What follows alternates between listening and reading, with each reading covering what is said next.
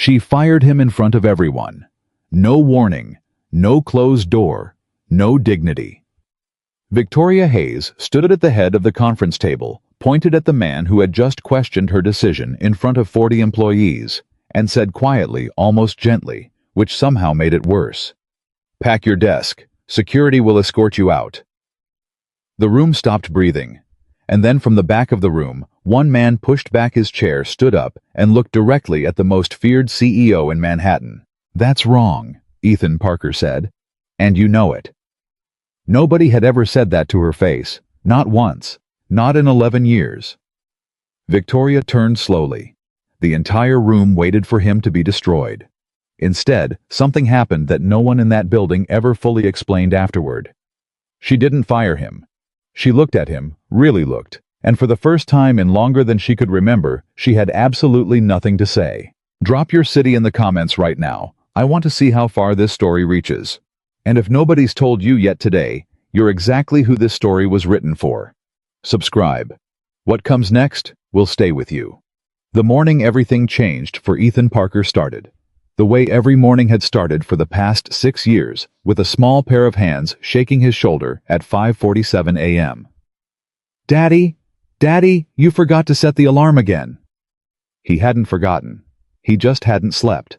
Ethan opened his eyes and found his daughter Lily standing beside the bed in her dinosaur pajamas, her dark hair tangled from sleep, holding a juice box she'd apparently retrieved from the refrigerator all by herself. She was 7 years old and already more organized than he was. That thought alone was enough to make him smile, even on the mornings when smiling felt like lifting something heavy. "I didn't forget," he said, sitting up slowly. "I was just resting my eyes." "You were snoring." "I don't snore."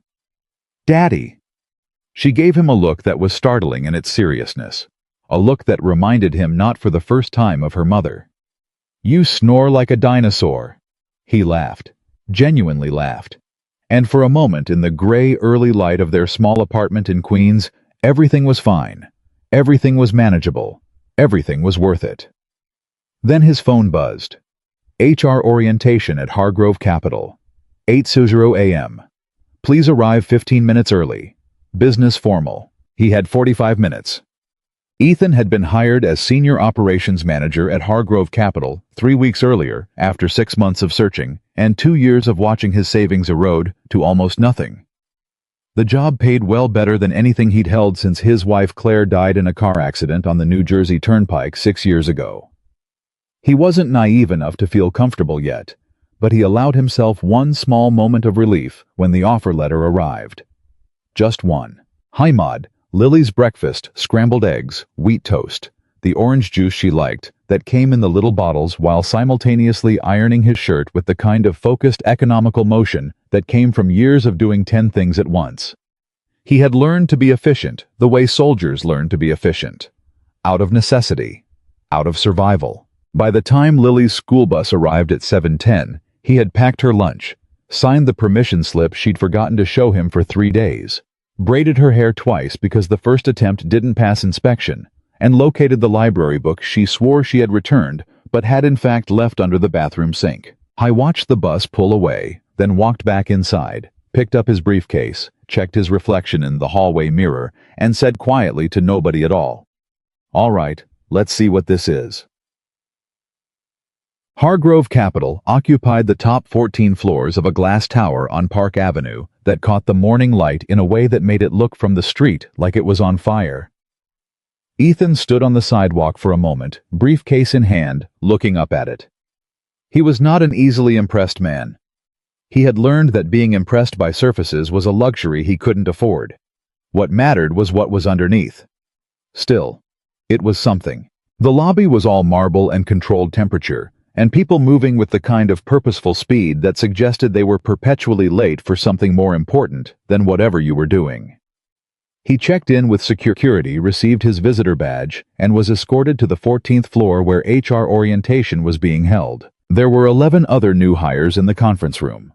They were mostly younger than him, late 20s, early 30s, dressed in the careful, aspirational way of people who had recently been promoted past their comfort zones. They introduced themselves with the kind of polished brevity that indicated they had all rehearsed their answers. Ethan shook hands, gave his name, said he was looking forward to the work. He meant it. At 8:03, the orientation coordinator, a young woman named Dana, who spoke with the velocity of someone trying to finish a sentence before the next one began, started them on the standard onboarding materials. Benefits packages. Compliance training. A video about company culture that used the word excellence 16 times in 4 minutes. Ethan counted. Everything was proceeding with the unremarkable efficiency of corporate routine until the conference room door opened. The room changed. It was the only way he could describe it. Not the temperature, not the lighting, something subtler than either. The people around him sat up slightly straighter. A few exchanged glances. Dana stopped mid-sentence, and the woman who walked in did not acknowledge any of it. She moved through the shift in atmosphere the way a ship moves through water, causing it without appearing to notice it. Victoria Hayes was 41 years old. She was tall, with dark hair pulled back in a way that suggested function over vanity, dressed in a charcoal suit that had obviously cost more than Ethan's monthly rent. She had a file folder under one arm, a coffee cup in the other hand, and an expression that communicated with perfect clarity that she was present in this room because a decision had been made that required her presence, not because she had any particular interest in being here. She glanced around the table. Brief. Systematic. The way you scan a room for exits. "I'm Victoria Hayes," she said. Her voice was quieter than he expected. Controlled. The kind of voice that didn't need volume because it was accustomed to being listened to. "I make a point of meeting every new senior hire personally. I won't take more than 10 minutes of your time." She pulled out the chair at the head of the table, sat down, and opened the file folder. She went directly to Ethan. "Parker, Senior Operations Manager." She looked up. "You were at Meridian Logistics before this. You left in 2021. "I did." "Voluntarily?" "Yes." "Why?" The other new hires had gone very still. Dana had stopped typing. This was not apparently part of the standard script. "My wife passed away," Ethan said. "My daughter was 1 year old. I needed to be home." A silence followed that had a specific texture to it. The silence of people deciding whether to be uncomfortable. Victoria held his gaze for a moment longer than the question required. Then she looked back down at the folder. "Your re-entry numbers are strong. Meridian gave you an excellent reference." She paused. "I don't typically weight references heavily, but Meridian's COO has never in 12 years given anyone an excellent reference, so I found it notable. He told me he was going to give me a good reference. He gave you better than good." She closed the folder. "I expect the same quality of work here that generated that reference. I don't make adjustments for personal circumstances. What happens at home stays at home. What happens here is the only thing I evaluate." She said it directly, not cruelly, but without softening. Ethan looked at her. "That's fair," he said. She blinked, just once, as if the response surprised her slightly. "Good," she said. She stood, collected her file folder and her coffee, and moved toward the door. Then she paused, not to turn around, just a pause, weight shifting, and said without looking back, "Welcome to Hargrove." She left. The room exhaled. The young man seated to Ethan's left leaned over and said just above a whisper, "Congratulations, you just survived the Hayes welcome. Most people sweat through their shirts." Ethan looked at the door she had walked through. "She's interesting," he said. The young man stared at him. "That is one word for it." In his first week, Ethan learned 3 things about Victoria Hayes. The first was that she was as good as her reputation. Her command of operational logistics was exceptional. She asked questions that exposed structural weaknesses in minutes that previous teams had spent months not seeing. She remembered details the way other people remembered faces, automatically, completely, without apparent effort. You did not bring incomplete work to Victoria Hayes. You brought finished work and hoped it was actually finished. The second thing he learned was that the fear she inspired was not entirely manufactured. She had a temper that didn't express itself in volume that was perhaps the most unsettling part of it. She didn't raise her voice, she lowered it. And in the lowering something concentrated itself, Something that made experienced executives shift in their chairs and junior analysts forget the answers to questions they definitely knew.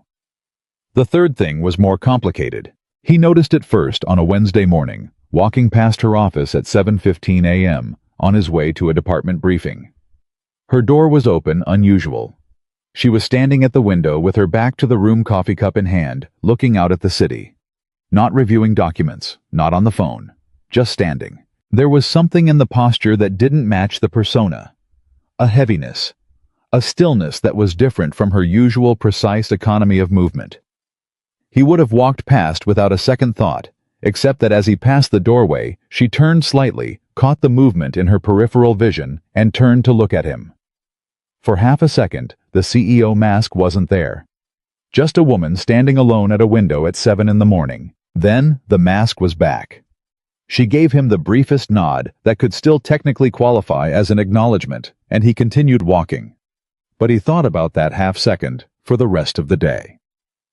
The resignation happened on his 9th day. Marcus Webb was the director of finance, 48 years old, 22 years with the company.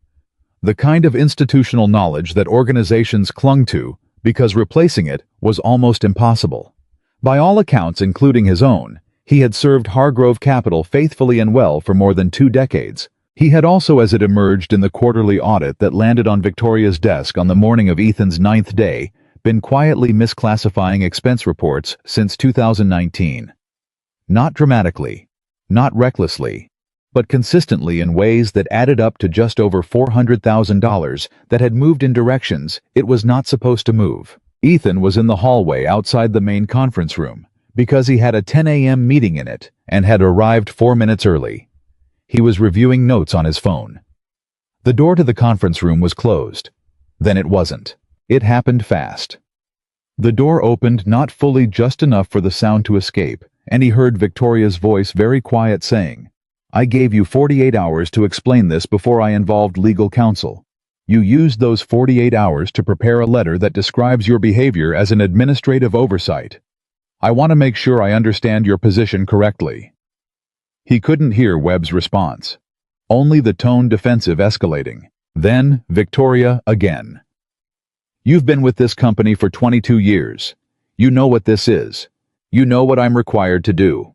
What I want to know is whether you're planning to make this more complicated than it needs to be." A long pause. Then the door opened fully, and Marcus Webb walked out, face pale, carrying what Ethan would later learn was his pre-signed resignation letter, which Victoria had apparently prepared before the meeting began. The conference room held maybe 30 people. Executives, senior managers, a few others who happened to be present for an entirely unrelated reason. They had all heard enough. The room had gone very still. Victoria appeared in the doorway. She looked at the assembled group with the same expression she always wore, controlled, clear-eyed, unreadable, and said, "The 10 o'clock briefing will begin in 3 minutes. If you're not on the agenda, please clear the room." Then her eyes found Ethan standing in the hallway with his notepad and his early arrival. He held her gaze. He was not afraid of her. He didn't know exactly why. Maybe it was the 7 years of managing crises with a sleeping infant and an empty bank account. Maybe it was the year after Claire died, when he had learned in the most fundamental way possible what real fear actually felt like and how it recalibrated everything that came after. Whatever the reason, when Victoria Hayes looked at him, he looked back. Something shifted in her expression. Again, briefly. Something that wasn't anger or authority or command. Something closer to surprise. "Parker," she said. "Hayes." She almost smiled. It didn't quite make it all the way, but the architecture of it was there. Then she walked back into the conference room, and the meeting began, and the day continued. The way days at Hargrove Capital always continued, at speed, without mercy, without sentiment. But Ethan noticed that for the remainder of that meeting, Victoria addressed 2 questions directly to him, and both times waited for his complete answer before moving forward. It was a small thing. The kind of thing most people wouldn't have registered. Ethan registered it. The first real conversation happened 3 weeks later. Howe was in the building at 8:45 p.m., later than he'd planned, later than was fair to the babysitter, Mrs. Alvarez, who charged extra after 8, and did so with a guilt-inducing grace that he respected and dreaded in equal measure. A systems integration problem had escalated at 4 in the afternoon and refused to be resolved until 8:30, at which point the resolution turned out to be embarrassingly simple, and everyone involved went home with the particular exhaustion of people who have been outsmarted by something that turned out to be straightforward. Howe was waiting for the elevator when he heard footsteps behind him on the marble floor. He turned. Victoria was walking toward him. Jacket-off collar, loosened by exactly one button, the only external sign he'd ever seen that she was tired. She was carrying a leather portfolio and the day's last cup of coffee. "Still here," she said. "Systems integration." "I know, I got the update." She came to stand beside him and pressed the elevator button he had already pressed. "Did you eat?" He looked at her. "I am sorry. It's 9 o'clock. The systems integration team has been locked in the secondary conference room since 4. Did anyone eat? We had someone make a food run around 6. Good." The elevator arrived. They both stepped in. She pressed L. He pressed L. "Where do you live?" "Queens." "Long ride." "I'm used to it." She looked at him sideways. The elevator was small and mirrored, and he was aware of her in the way you become aware of someone in an enclosed space, the particular stillness of her, the way she held herself like someone who had spent years deciding exactly how much physical space she was going to occupy. "You have a daughter," she said. It was not quite a question. "Lily, she's 7. She's with someone tonight. My neighbor, Mrs. Alvarez. She's been watching Lily since she was 1 year old." He paused.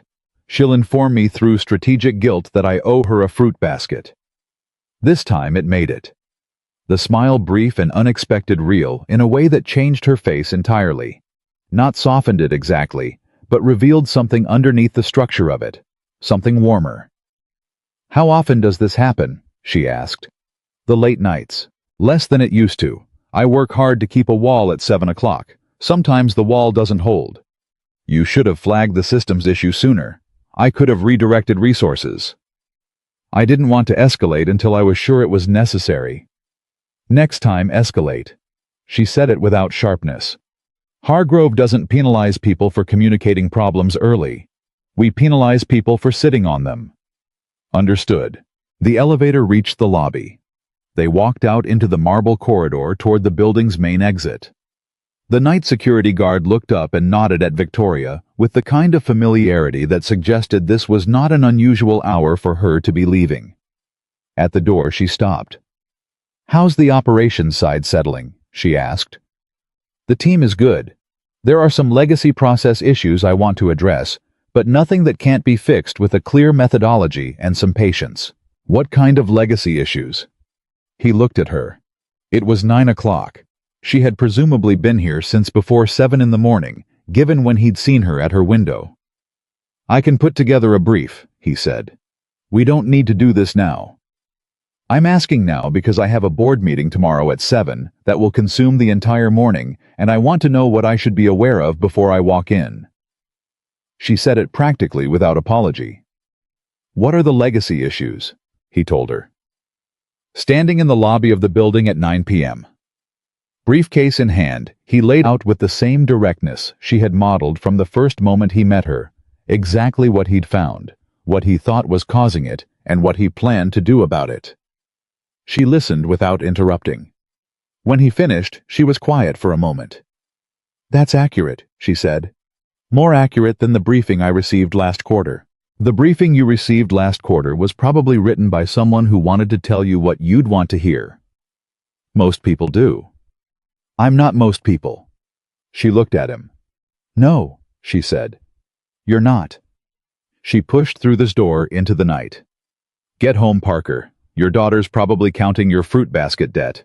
He watched her walk to the car that was waiting at the curb and stood there for a moment in the warm October air, thinking that he had just had the most direct conversation he'd had with another adult in longer than he could easily remember. The thing about Victoria Hayes that nobody in the building talked about, because nobody knew, or if they knew they'd signed NDAs, or if they hadn't signed NDAs, they simply didn't discuss it because discussing Victoria Hayes's personal life felt like a category of professional risk they weren't willing to absorb was that she had been sick. Ethan didn't learn this from the building. He learned it from a journalist's name he recognized. It was 5 weeks into the job. He was at his desk at 7 a.m., reviewing a vendor contract when he overheard through the thin wall between his office and the adjoining conference room a conversation between two executives who had not yet realized the office's shared acoustics. Hayes Foundation's annual gala is coming up, and apparently she's already told communications she won't be giving the personal remarks this year. She does this every other year. After the diagnosis thing the thing 4 years ago, yeah. She doesn't like to talk about it publicly, which fair. But the board thinks. The conversation shifted to something else. Ethan didn't move for a moment. Then he went back to the vendor contract. He did not go looking for information. That was a line he wasn't interested in crossing. What he knew was what he'd observed with his own eyes, a woman of exceptional capability who carried something inside her that she'd converted into armor. He recognized it because he'd done the same thing. After Claire died, he had reorganized his grief into efficiency, into purpose, into function. Because function was the thing that held everything together when feeling it directly would have pulled everything apart. He understood that engineering. He didn't pity her for it. Pity was condescending, and she was not a woman who warranted condescension. But he understood it, and understanding it made him see her differently than the colleagues who saw only the armor. The gala was on a Friday in late November. Ethan had not planned to attend. The invitation was company-wide for senior staff, but attendance was described as strongly encouraged in the specific language of corporate communication that meant optional, unless your career trajectory intersected with the decision-making of people who would notice your absence. His career trajectory did, but he had also arranged to take Lily to her school's fall carnival that evening, and school carnivals outranked galas without exception. Then, Lily got a cold.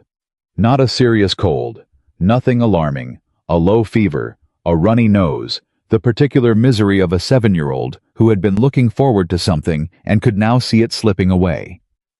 Mrs. Alvarez came over and stayed with her, and Lily told him to go to his fancy work party, because she was going to sleep anyway. "You sure, sweetheart?" "I'm sure, Daddy." She sneezed dramatically. "Bring me something." "From a gala." "Something good." He showed up 40 minutes late in the suit. He'd been married in which still fit because grief had stripped everything from him, including appetite for the better part of a year after Claire died, and he'd rebuilt at a different equilibrium. The venue was a large hall in Midtown that someone had filled with flowers and soft lighting, and the particular brand of beautiful excess that said the cause was legitimate. But the people funding it also wanted to have a good evening. He found a drink, found a corner, and was in the process of calculating how long he needed to stay to satisfy the implied obligation when he became aware with the peripheral instinct of someone who had spent several weeks learning to pay attention to particular presences that Victoria was nearby. She was across the room, standing at the edge of a group of board members and major donors doing the thing he'd seen her do at company functions present engaged, performing with precision the social requirements of the role while remaining somehow fundamentally removed from all of it. Like she was watching herself from slightly above. He watched her work the room for a few minutes. Then a conversation she was in ended, the group dispersed, and she was momentarily alone. She turned and across the room, across the flowers and the lighting, and the carefully arranged distance of professional life, she found him immediately, as if she had known where he was the whole time. She crossed the room. "I didn't think you'd be here," she said. "I wasn't planning to be. Plans changed." Lily. He looked at her. She had remembered the name. "Caught a cold. She told me to go." 7-year-olds shouldn't be making executive decisions. She's very persuasive. He looked out at the room. "You're doing something you don't enjoy." A pause. "I beg your pardon." "This." He nodded toward the space. "You're very good at it, but you don't enjoy it." She was quiet for a long moment. Around them, the room moved and murmured and clinked glasses. "Most people don't notice that," she said finally. "Most people are worried about what you think of them. And you're not." He looked at her. "I think you're smart and capable and the most effective operator I've worked under in 20 years. I also think you've been performing a version of yourself for so long that you've almost stopped noticing the performance. And I notice that because I've done it too." She stared at him. He hadn't planned to say any of that. It came out with the directness of someone who had spent 6 years with no adult in the house to perform for and had lost the habit of strategic social framing. "You're remarkably direct," she said. "My daughter tells me I have no filter." "How old is she again?" 7. "She's perceptive. She gets it from her mother." He said it easily, the way he'd learned to say it matter-of-factly without the crack in his voice that used to ambush him in unexpected moments. "Claire was the most perceptive person I've ever known. Lily has her eyes." Victoria was quiet again. Different quiet this time. "I'm sorry," she said. "About your wife." "Thank you. That must have been—" She stopped. Reorganized. "How do you do it?" "Do what?" "Come in every day, manage a team, show up." She said it without sentiment, like a genuinely operational question. "After something that large, how do you keep the system running?" He thought about it. "You build new systems," he said.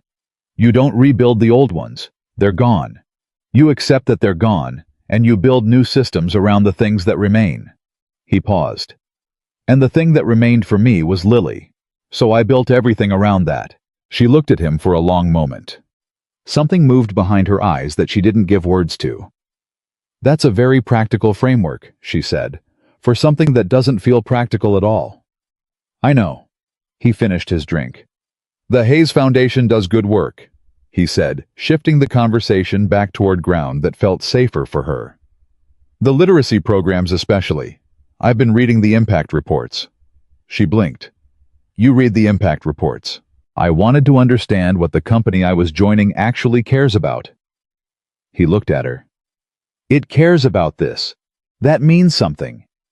She looked away, out at the room, at the people who were there partly because of the foundation, and partly because of her. Because everything at Hargrove existed at some level because of her, and she had built every brick of it herself, and no one in this room, he was almost certain, had told her in recent memory that it meant something. "Thank you," she said quietly. Not the polished automatic thank you of a CEO accepting a compliment. A real one. They stood for a moment in the quiet beside each other, the party moving around them. "I should make another round," she said. "Of course." She turned to go, then stopped, turned back. "Is Lily all right? The cold?" "She'll be fine. She wants me to bring her something from the fancy work party. I'm not sure a canapé is going to meet her standards." Victoria looked at him for a moment. Then she crossed to the dessert table 6 feet away, picked up something small and elaborately chocolate-wrapped it in a cocktail napkin and held it out to him. "Tell her it's from someone who hopes she feels better," she said. He took it. "I will." She walked back into the room. He watched her go, the napkin-wrapped chocolate in his hand, and thought, there she is. There's the person underneath it. He texted Mrs. Alvarez on his way out. "Leaving now. How's she doing sleeping? Fever's down. She made me read her the same story 3 times. He smiled at his phone in the back of the taxi heading toward the bridge to Queens. Outside the window, the city moved past in its familiar, indifferent way. Lights and movement, and the particular energy of a million people in proximity who mostly didn't know each other existed. He thought about what he'd said to Victoria about building new systems. He had meant it.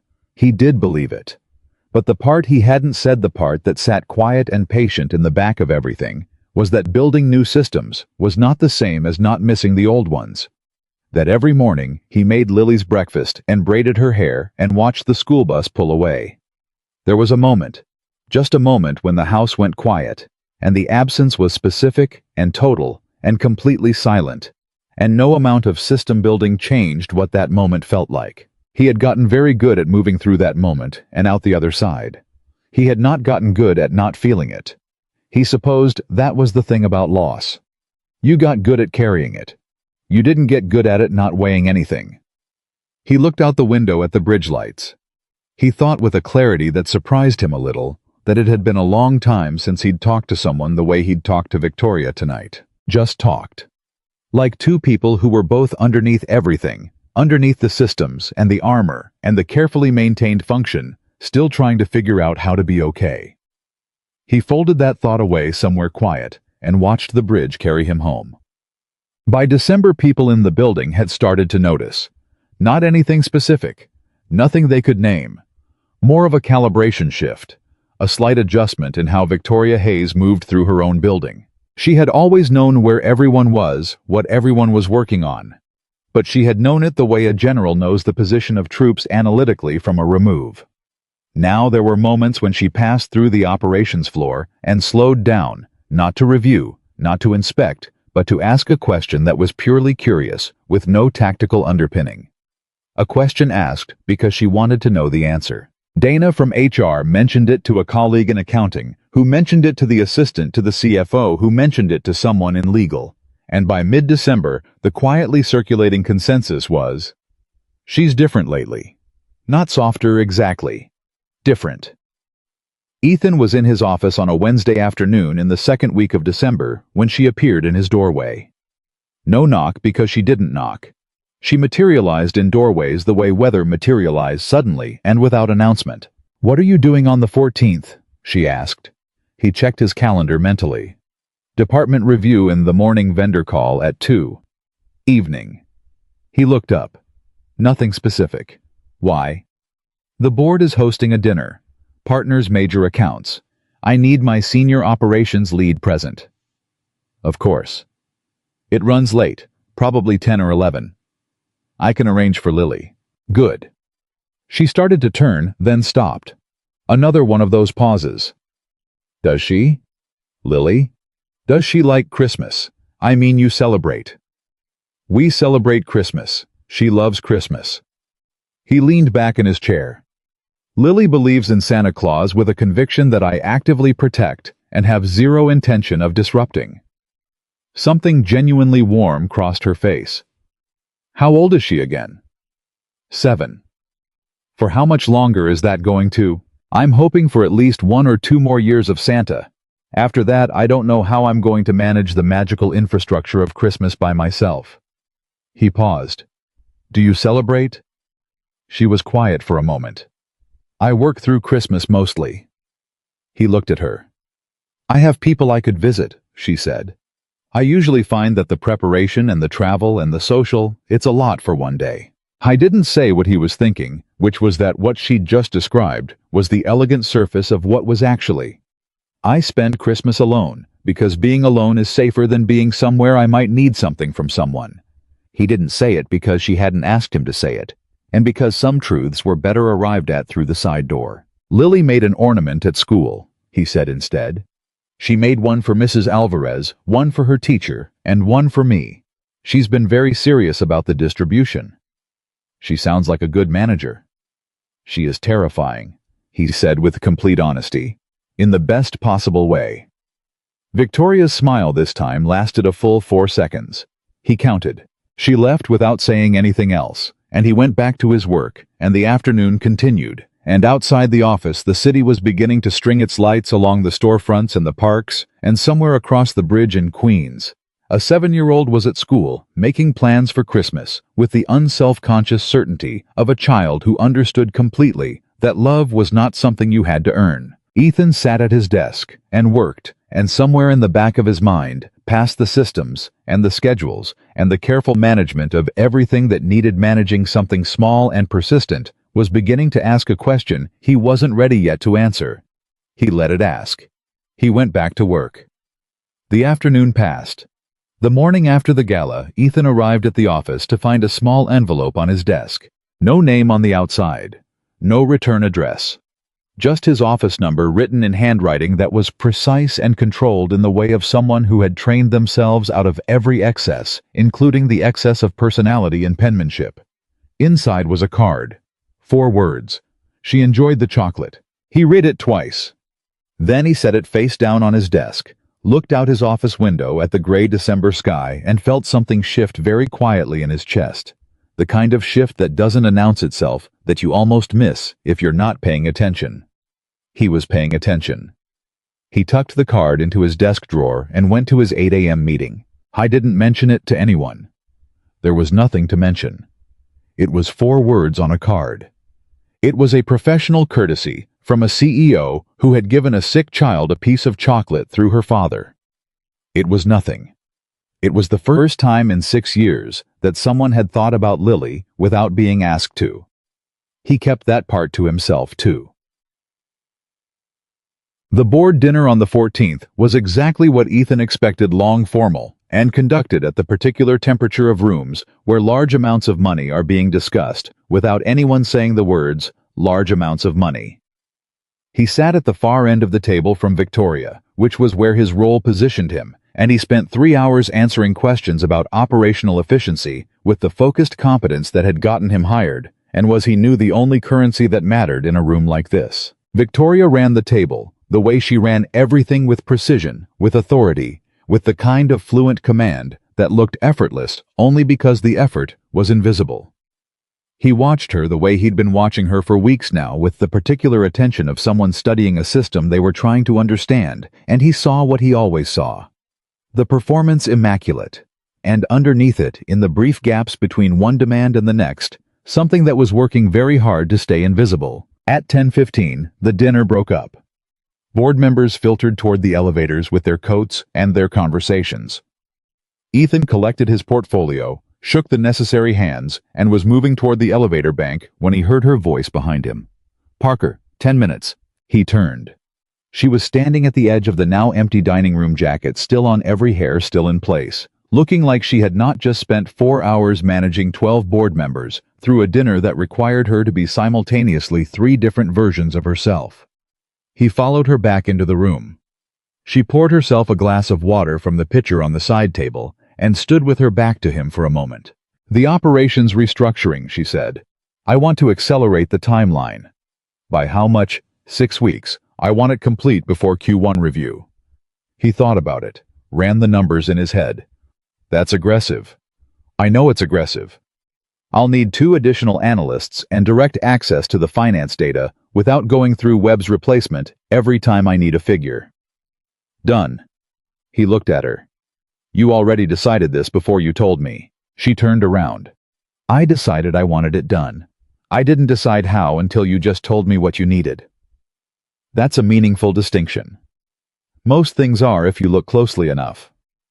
She set her water glass down, looked at him with an expression he was still learning to read, the one that wasn't the CEO expression that existed in the layer below it.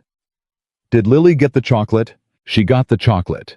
She ate it in approximately 4 seconds, and then told me that whoever sent it has good taste. She's 7. She's very serious about chocolate." Something moved at the corner of her mouth. "How is the fever?" "Gone by Saturday. She was back to terrorizing the apartment by Sunday morning." "Good." She said it simply, and he heard in the simplicity of it something genuine, an actual caring, small and unguarded, that she hadn't bothered to package into something more appropriate. He stood there across the empty dining room from her at 10:15 at night, and the professional distance that they'd both maintained with such precision felt in this particular moment slightly beside the point. "You're good at this," he said. "At what?" "At making people feel like you're not paying attention to them while you're paying attention to everything." She was quiet for a moment. "That's a strange compliment." "It's not really a compliment, it's an observation. Most people don't observe me that closely. Most people are trying to figure out what you want from them. And you're not. I know what you want from me. You want good operations management and direct communication, and for me not to waste your time. Those are things I'm capable of giving you." He paused. "What I'm curious about is everything else." She looked at him steadily. "That's a significant statement for a professional relationship." "I know. You're not worried about what I do with it." "No." She held his gaze for a long moment. Something was happening in the room that neither of them named, because naming it would have required a courage that the moment wasn't quite ripe for yet. "It's late," she said finally. "Your daughter needs her father home." "She does." He picked up his portfolio. "The accelerated timeline is manageable. I'll have a revised plan on your desk by Thursday." Wednesday. Wednesday. He walked toward the door. At the threshold he stopped, turned back. The dinner, he said. You did something tonight that I don't think anyone noticed. She waited. Every time Reyes started to derail the coastal expansion conversation, you redirected him by asking about something he was proud of. You didn't cut him off. You didn't override him. You gave him something he wanted and used the momentum of it to move past what you needed to move past. He looked at her. That's not management. That's something more than management. She was very still. He's been on the board for 19 years, she said. He feels like the company is moving past him. I know. That's why what you did mattered. He nodded once. Good night, Victoria. He used her first name. He hadn't done that before. Neither had she asked him not to. She stood in the empty dining room as he walked out, and she stayed there for a moment after he was gone, and in the silence, she did something she had not done in a professional context in longer than she could clearly remember. She let herself feel something without immediately deciding what to do about it. Thursday, December 19th. Lily's school held its winter performance. 24 second graders in construction. Paper Crowns sang 4 songs with the specific joyful chaos of children who had rehearsed enough to know the words, but not enough to synchronize them. Lily played the role of what the program called the Winter Star, which appeared to involve standing at the front of the stage, holding a large silver cardboard star, and delivering 2 lines with the gravity of someone accepting an Academy Award. Ethan was in the 3rd row phone out, filming everything wearing the expression of a man who was holding himself together by pure force of will, because his daughter was up there doing the thing she'd been practicing for 3 weeks, and it was objectively the best thing he had ever seen. He texted the video to Mrs. Alvarez the moment it was over. Then he thought for a moment. Then he texted it to one other person with no caption. The reply came 40 minutes later while he was in the school gymnasium, drinking watery hot chocolate and listening to Lily explain in complete detail why her speaking lines were the most important lines in the whole show. She's remarkable. You should be proud. He looked at the message for a moment. Lily tugged his sleeve. Daddy, are you texting? No. You were texting. I was looking at your video. She considered this acceptable and returned to her explanation of the dramatic weight of her role in the winter performance. He put his phone in his pocket and gave her his full attention for the rest of the evening, which was the only currency she had ever asked him for, and the only one he was always determined to provide. But he thought about those 5 words, "She's remarkable, you should be proud for," longer than he would have admitted to anyone. Christmas came and went quietly. Lily woke him at 5:30 a.m. Daddy, he came. He actually came. And the next 4 hours were wrapping paper and orange juice and the elaborate ritual of a child, receiving exactly what she'd wanted and reacting to it as though it was still somehow a surprise. He made pancakes. They watched a movie. Mrs. Alvarez came at noon and brought food and her 2 grandchildren, and the apartment was briefly gloriously loud in a way that filled every corner of it. And when the afternoon went quiet, when Lily fell asleep on the couch with a new book on her chest, and Mrs. Alvarez's grandchildren had gone home, and the apartment settled back into its ordinary dimensions, Ethan sat at the kitchen table with his coffee and thought about Victoria. He wondered what she was doing. He did not text her because Christmas was not a professional context, and he was still with the careful precision of a man who had learned exactly how much it cost to miscalculate the weight of something not entirely sure what context he and Victoria Hayes existed in. He knew what it wasn't. It wasn't nothing. He knew that with the certainty of someone who had been paying very close attention for 2 months. He just didn't know yet what it was. January arrived with the specific harshness of a New York January that had been saving itself. Cold that had weight to it. Cold that made the commute a negotiation and the city feel temporarily inhospitable and raw. The operations restructuring consumed most of Ethan's working hours through the first 3 weeks of the month. He put his head down and worked directing his small team with the methodical intensity that was his particular professional gift. Not charismatic leadership, not inspirational speeches, but the quiet, consistent, relentless competence of someone who understood systems deeply and managed people with fairness and respect. His team responded to it.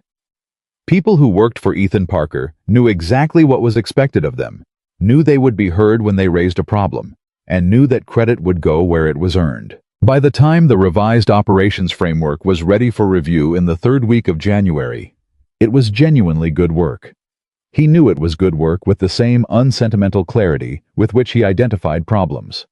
False modesty was a waste of time. Victoria reviewed it in his office. She had started doing that, coming to him rather than summoning him, which everyone in the building had noticed, and nobody had yet found the right words for, and sat across from his desk, reading the full document without speaking for 11 minutes. Then she looked up.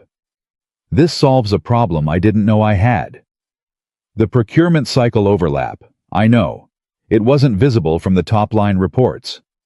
How did you find it? I asked the people who were living with it every day. They knew exactly where it was. Nobody had asked them before. She looked at him with something that was beyond professional appreciation. Something that was a quieter, more particular kind of recognition. She stopped. It's basic management. No. Basic management is reviewing the top-line reports. She set the document down. This is something different. He shrugged. People know where the problems are. You just have to make them feel safe enough to tell you. She was quiet for a moment. He watched something move behind her eyes. Some people don't feel safe enough, she said, even when you try to make them. He recognized that she was not talking about his team anymore.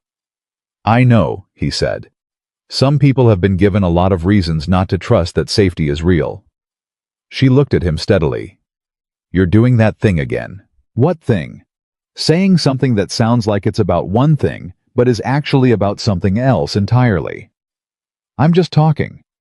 You're never just talking. But she said it without sharpness, almost with something like warmth. The document is excellent. Well done. She stood to leave. At the door she paused. She was always pausing at doors. He'd noticed, like she made decisions in thresholds and turned back.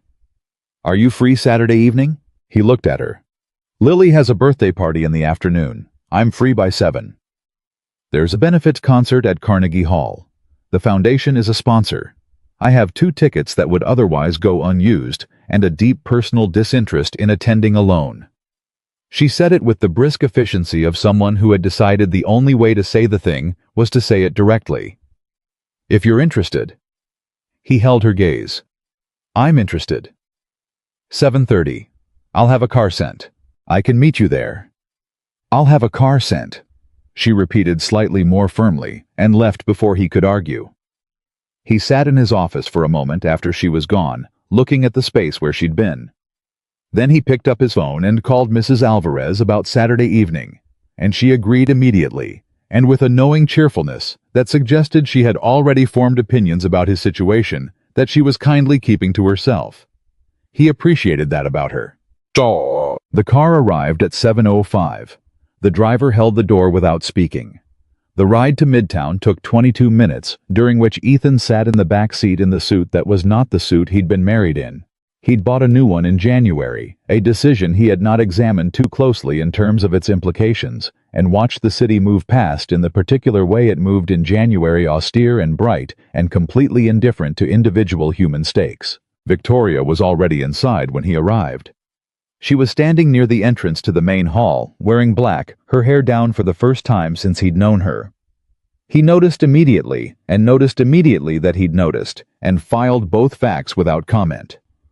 She looked at him when he came through the door with the particular expression of someone who has been waiting and is not going to admit it. You're 2 minutes early, she said. The car was fast. Did he take the tunnel? He took the bridge. That explains it. She handed him his program.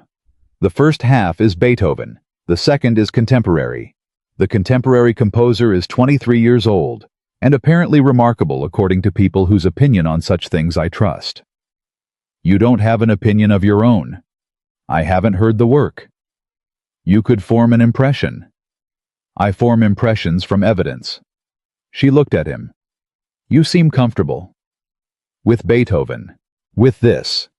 She indicated briefly the two of them standing together in a public space that was not their office building.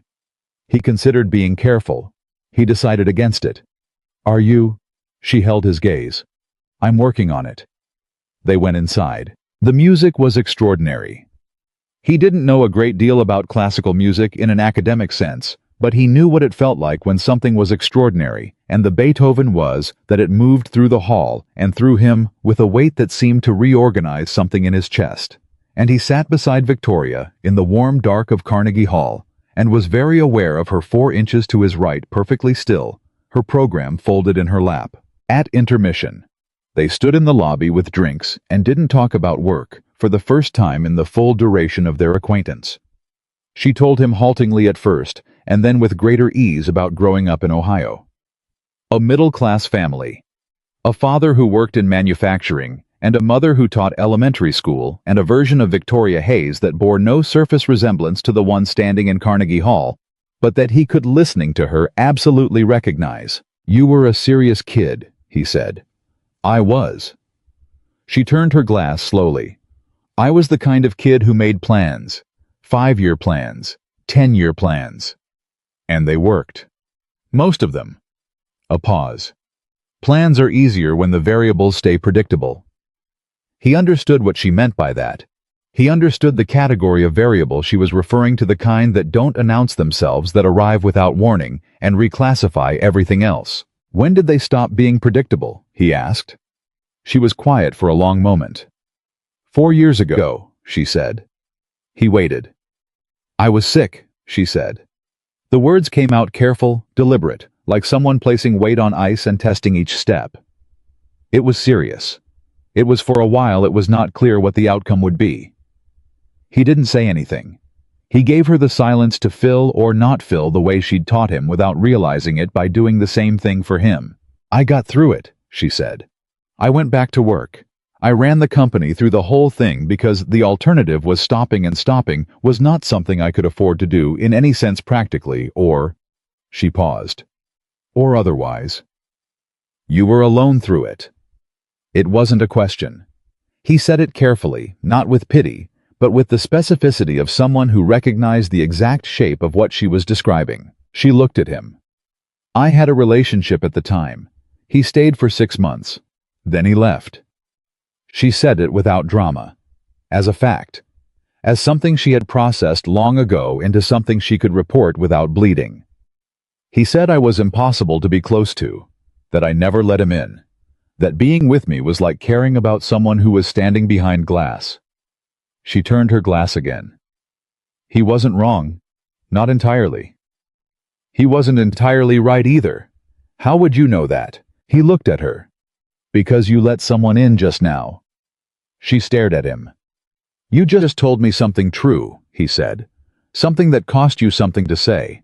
That's not someone who stands behind glass. That's someone who hasn't found the right reason to move away from it. In the lobby of Carnegie Hall, surrounded by people in formal wear, discussing music. Victoria Hayes looked at Ethan Parker and did something she had not done since 4 years ago, in a hospital room alone, with a diagnosis she hadn't yet told anyone about. She let her eyes fill. She didn't let them fall. She pulled it back with the discipline of someone who had built walls that even crises couldn't fully breach. But they filled, and he saw it, and she knew he saw it, and she let that be true, instead of redirecting or reorganizing or finding something managerial to say. The second half is starting, she said when she trusted her voice again. I know. The 23-year-old composer.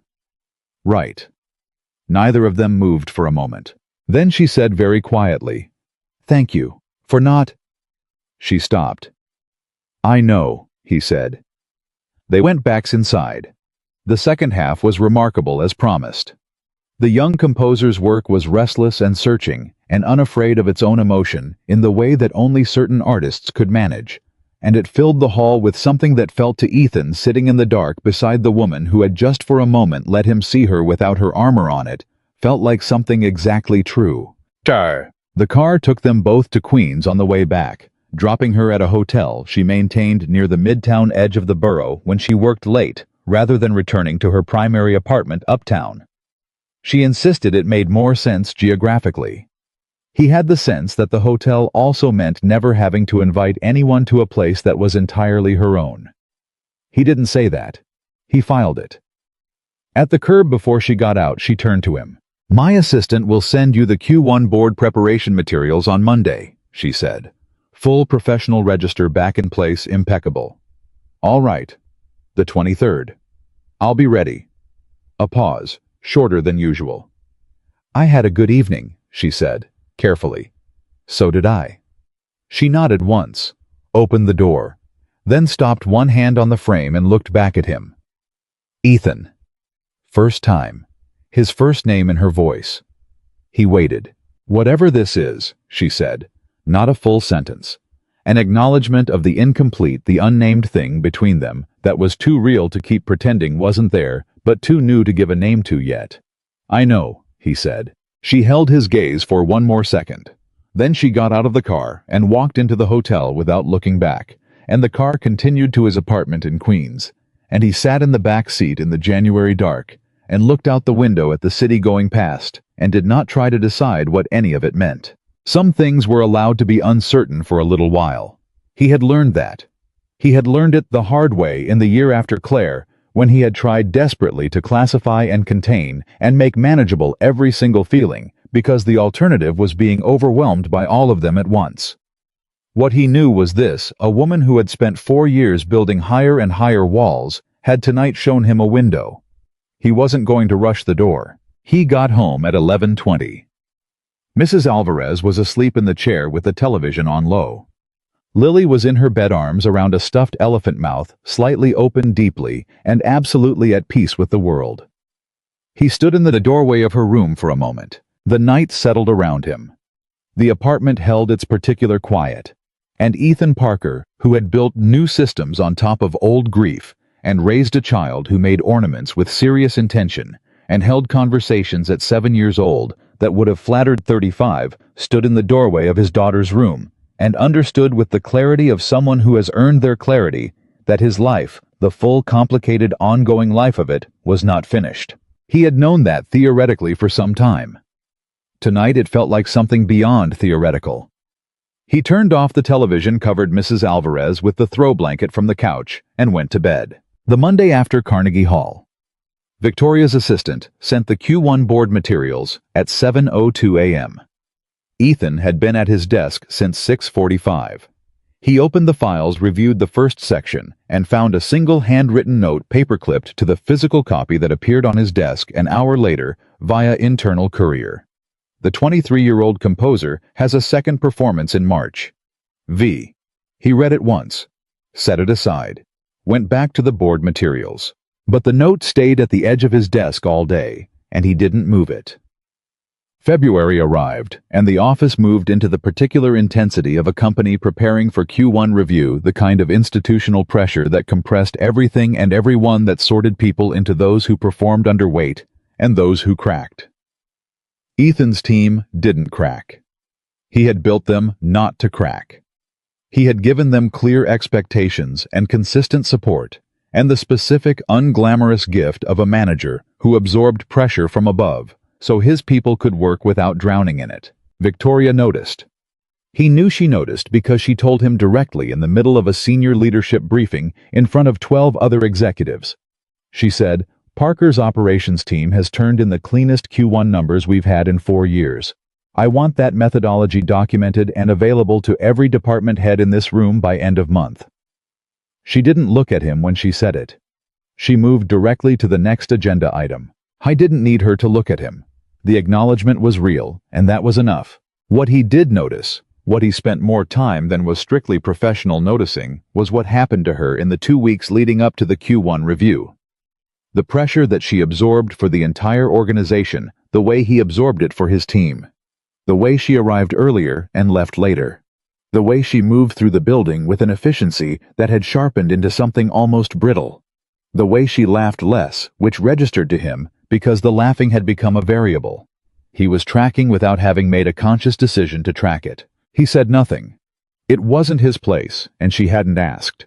He simply continued doing his job well, which he understood was the most useful thing he could offer her at this particular moment.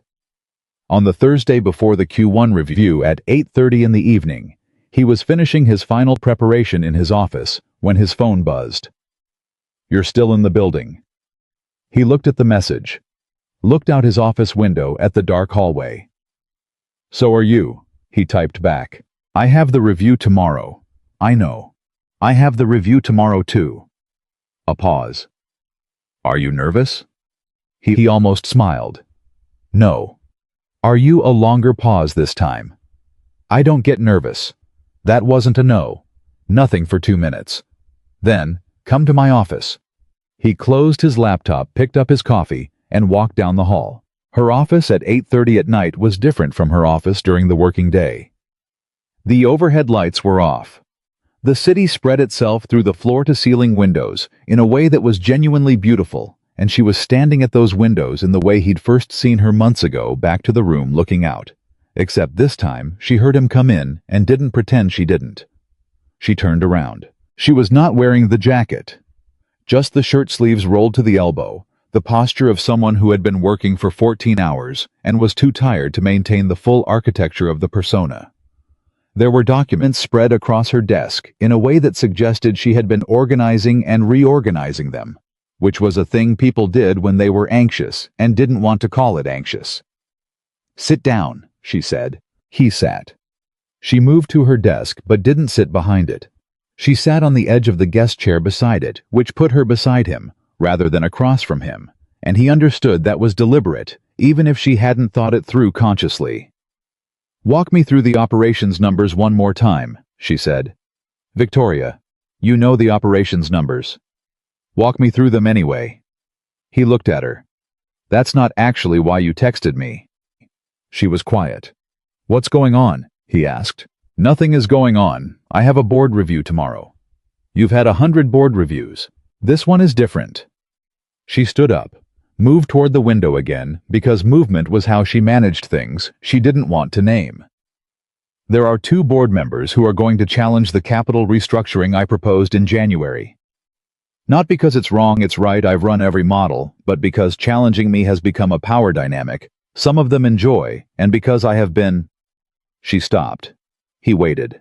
"Because I have been, according to one board member who said this to my face in December, noticeably distracted in recent months." She said it precisely clinically, the way you report a diagnosis. "And that observation is going to be used tomorrow as a framing device for every challenge that comes."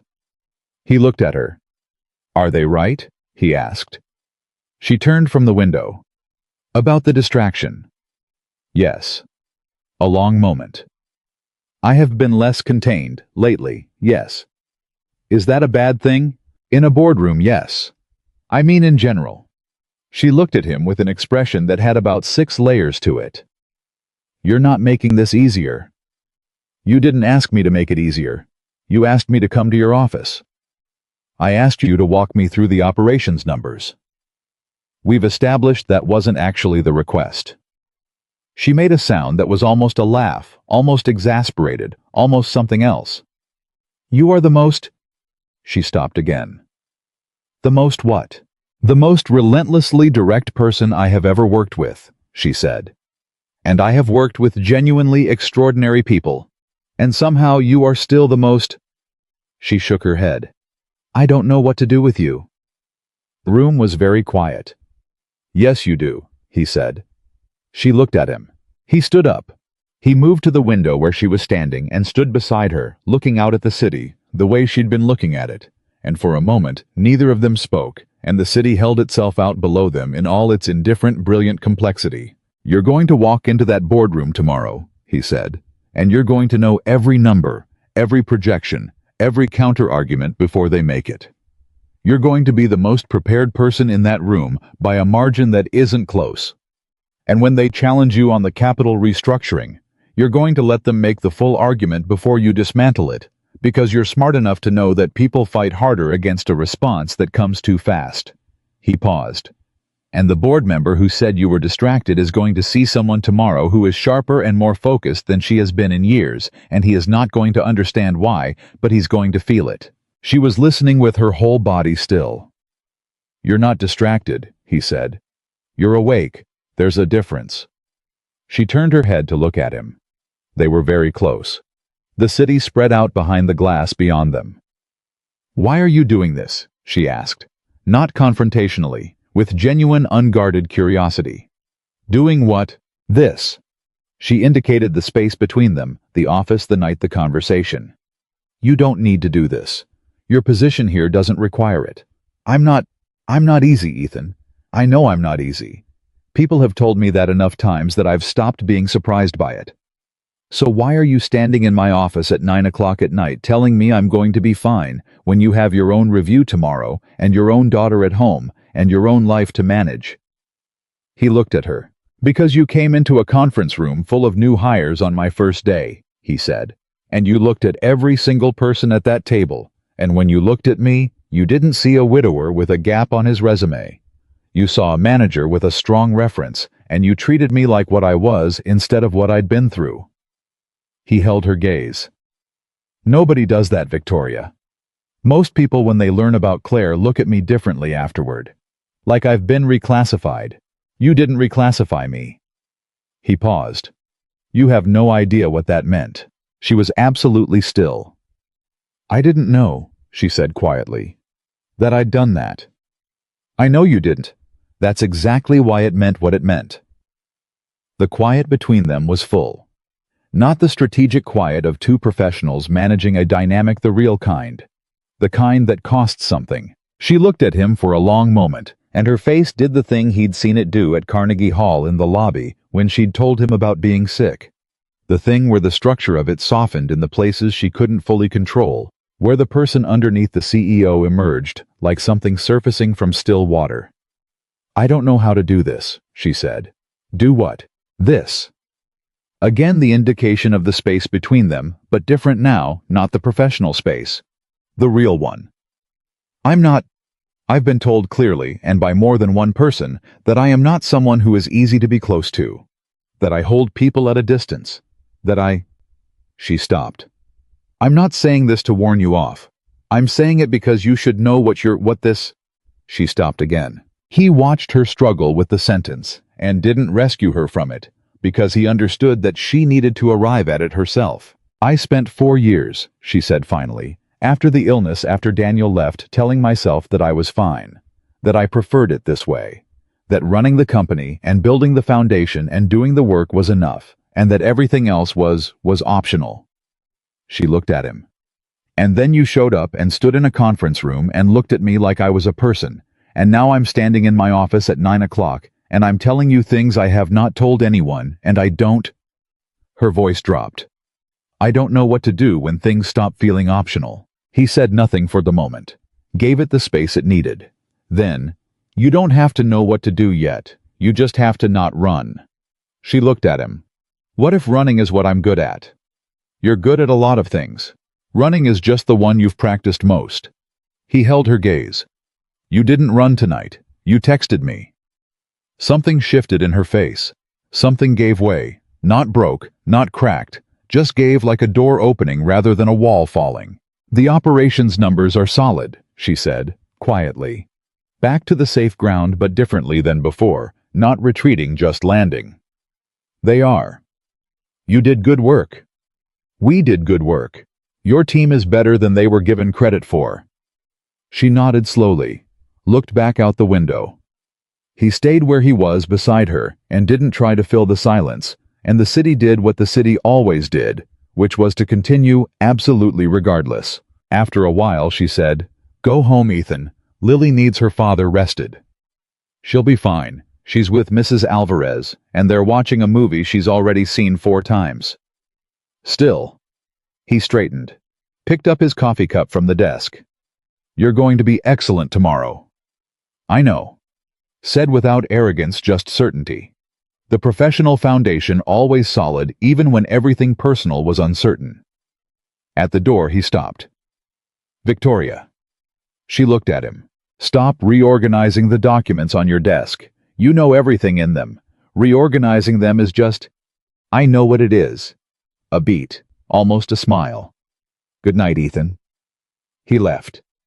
She stood at the window a while longer, and then she went back to her desk, and she did not touch the documents again. The Q1 review was by every account exceptional. Victoria walked into that boardroom and did exactly what Ethan had said she would do. She let the challenges come. She let the two dissenting board members make their full arguments, watching them with an expression that gave nothing away. And then she dismantled those arguments with a patience and precision that left the room with nothing to push against. The board member who had observed her distraction said nothing about it. He asked 2 questions, received 2 complete answers, and voted in favor of the capital restructuring along with everyone else.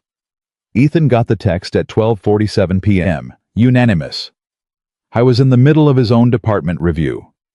He read it under the table, felt something warm and uncomplicated move through his chest, and put his phone away. After his own review, which went well cleanly, with the confidence of someone who had done the work, he walked past her office. The door was open. She was on a call, standing moving with the restored energy of someone who had been braced for a fight and won it, and felt the release of that in her whole body. She saw him in the doorway. He held up a hand, one finger, the universal signal for, "I heard, well done." She gave him the smallest nod. Kept talking on the phone. Didn't look away until he'd moved down the hall. It was the second week of February, a Saturday, and Lily had decided that the apartment needed to be rearranged. This was not the first time. Lily Parker had strong feelings about spatial organization that had manifested since approximately age 4, and she approached furniture arrangement with the strategic seriousness that Ethan associated privately and with deep parental amusement with her mother's side of the family. Claire had once rearranged their entire living room at 11 o'clock on a Tuesday night because the couch was, according to her, in a fundamentally incorrect relationship with the window. Lily had been 3 months old. She had slept through the entire rearrangement. "The bookshelf needs to go there," Lily said, pointing at the wall beside the window. "The bookshelf currently weighs more than you do. That's why I need your help, Daddy." He looked at his daughter, 7 years old, in her weekend clothes, holding a hand-drawn diagram of the new furniture layout that she had apparently prepared in advance, and felt the love move through him, the way it always moved through him, not like a wave which came and went, but like gravity, which was simply always there, the fundamental condition of everything. "All right," he said, "show me the diagram." They were in the middle of the great bookshelf migration when his phone rang. He had it propped on the kitchen counter. He glanced at the screen. "Victoria." "Just a second, Lily." He picked up. "Hey, are you moving furniture?" Her voice was slightly warmer on the phone than in person, or maybe he just noticed it more without the other variables of her presence to process. "Lily has decided the apartment needs restructuring." A pause. "She sounds like someone I know. She's more decisive. She showed up with a diagram." He heard something that was genuinely fully a laugh. The real one. The one that happened when she wasn't thinking about whether to let it happen. It was brief, and she recovered from it quickly, but he heard it completely. "I'm calling because I'm at the foundation offices, and we have a situation with the spring benefit planning that requires it can wait. You're moving furniture." "Victoria, what's the situation?" "The venue we contracted for the April benefit canceled. Some structural issue with the building. We have 6 weeks to find an alternative space that can accommodate 400 guests, a full catering operation, and the foundation's specific technical requirements." A beat. "My events director is handling it, but she's going to need support from operations on the logistics side, and I wanted to loop you in before Monday. I can make some calls today. It's Saturday." "I'm aware. You're moving furniture." "The furniture can wait, Lily." He looked at his daughter. "The bookshelf migration is on pause. Strategic planning issue." Lily regarded him with the expression of someone who had questions about this priority decision but was willing to allow it.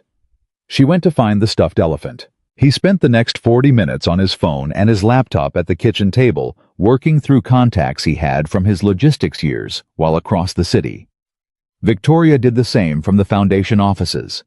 They relayed information back and forth through a combination of texts and 2 more calls, and by early afternoon, they had identified 3 viable alternative venues and a preliminary plan that the events director could execute starting Monday. At the end of the last call before she hung up, Victoria said, "You didn't have to do this today." "I know.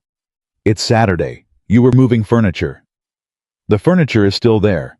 Lily has been briefed on the delay and is managing it with dignity." Quiet for a moment. Then, "Thank you. That's the second time you've thanked me like that." "Like what?" "Like you mean it instead of like it's a professional courtesy." A pause.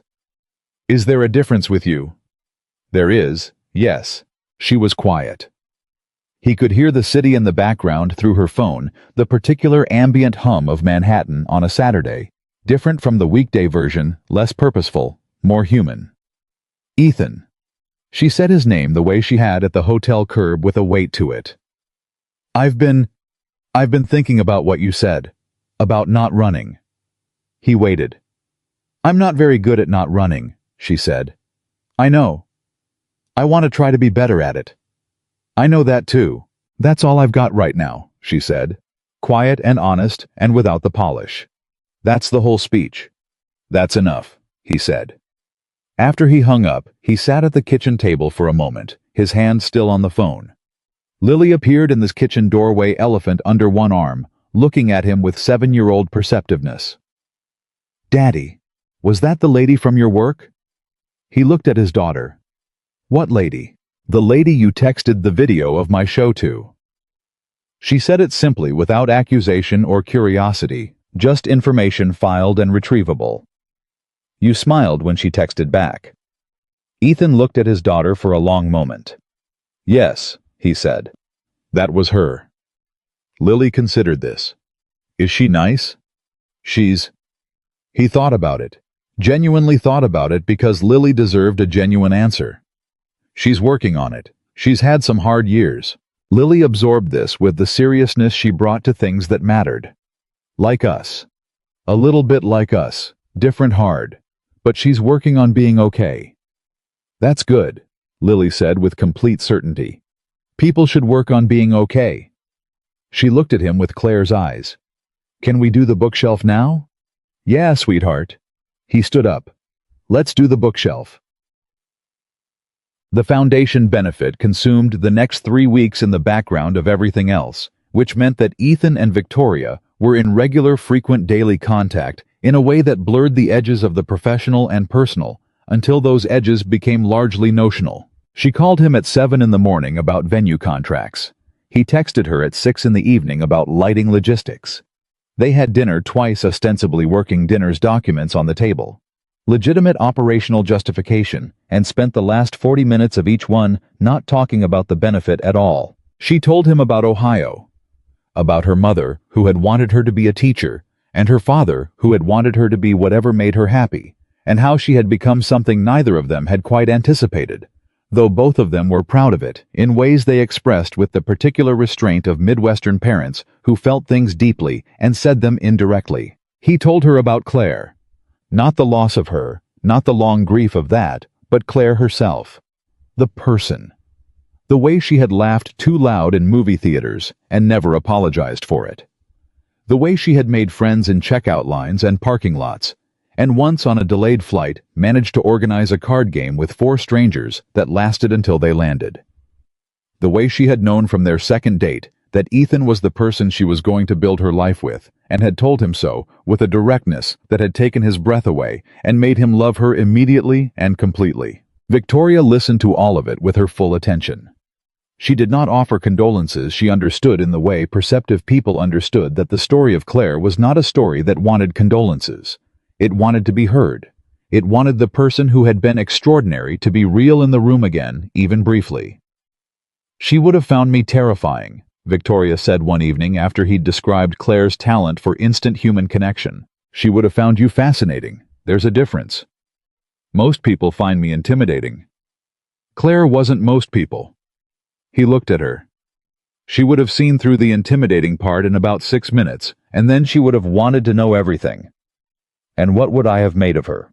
He thought about it. You would have trusted her, which would have surprised you, because she would have made it very easy to trust her, and easy trust would have felt suspicious to you, and then you would have tested it, and it would have held, and then you would have trusted her completely, and probably told her things you hadn't told anyone. Victoria was quiet for a moment. She sounds remarkable. She was. He picked up his coffee. She'd have liked that you sent Lily chocolate. Something crossed Victoria's face, warm and private and real. I didn't think before I did it, she said. I just did it. I know, that's why it mattered. 3 days before the foundation benefit. Ethan's phone rang at 11:15 at night. He was already in bed, phone on the nightstand, not quite asleep. He picked up. I found a box today. Victoria's voice was not its professional voice. It was quiet and slightly unsteady in a way he'd never heard. In my storage unit.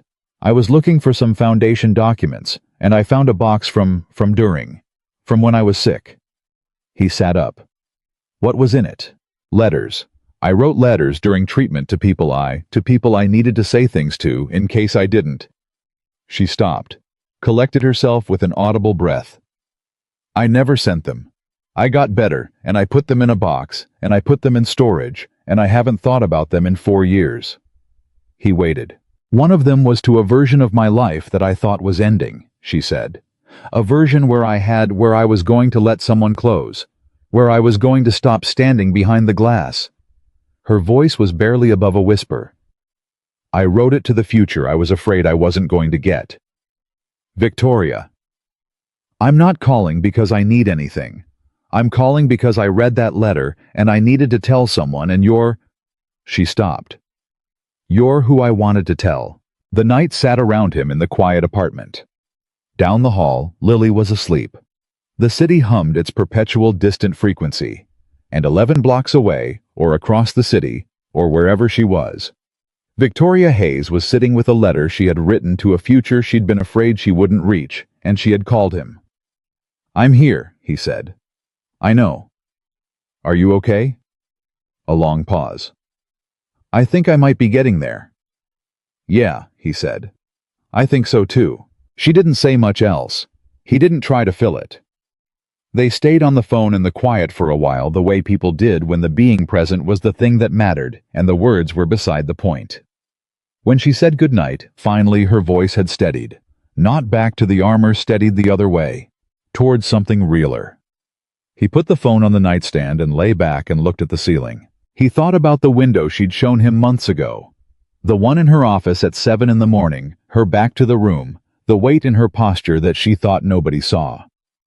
He thought about the chocolate wrapped in a cocktail napkin, the Carnegie Hall lobby, the letter to a future she'd thought might not come.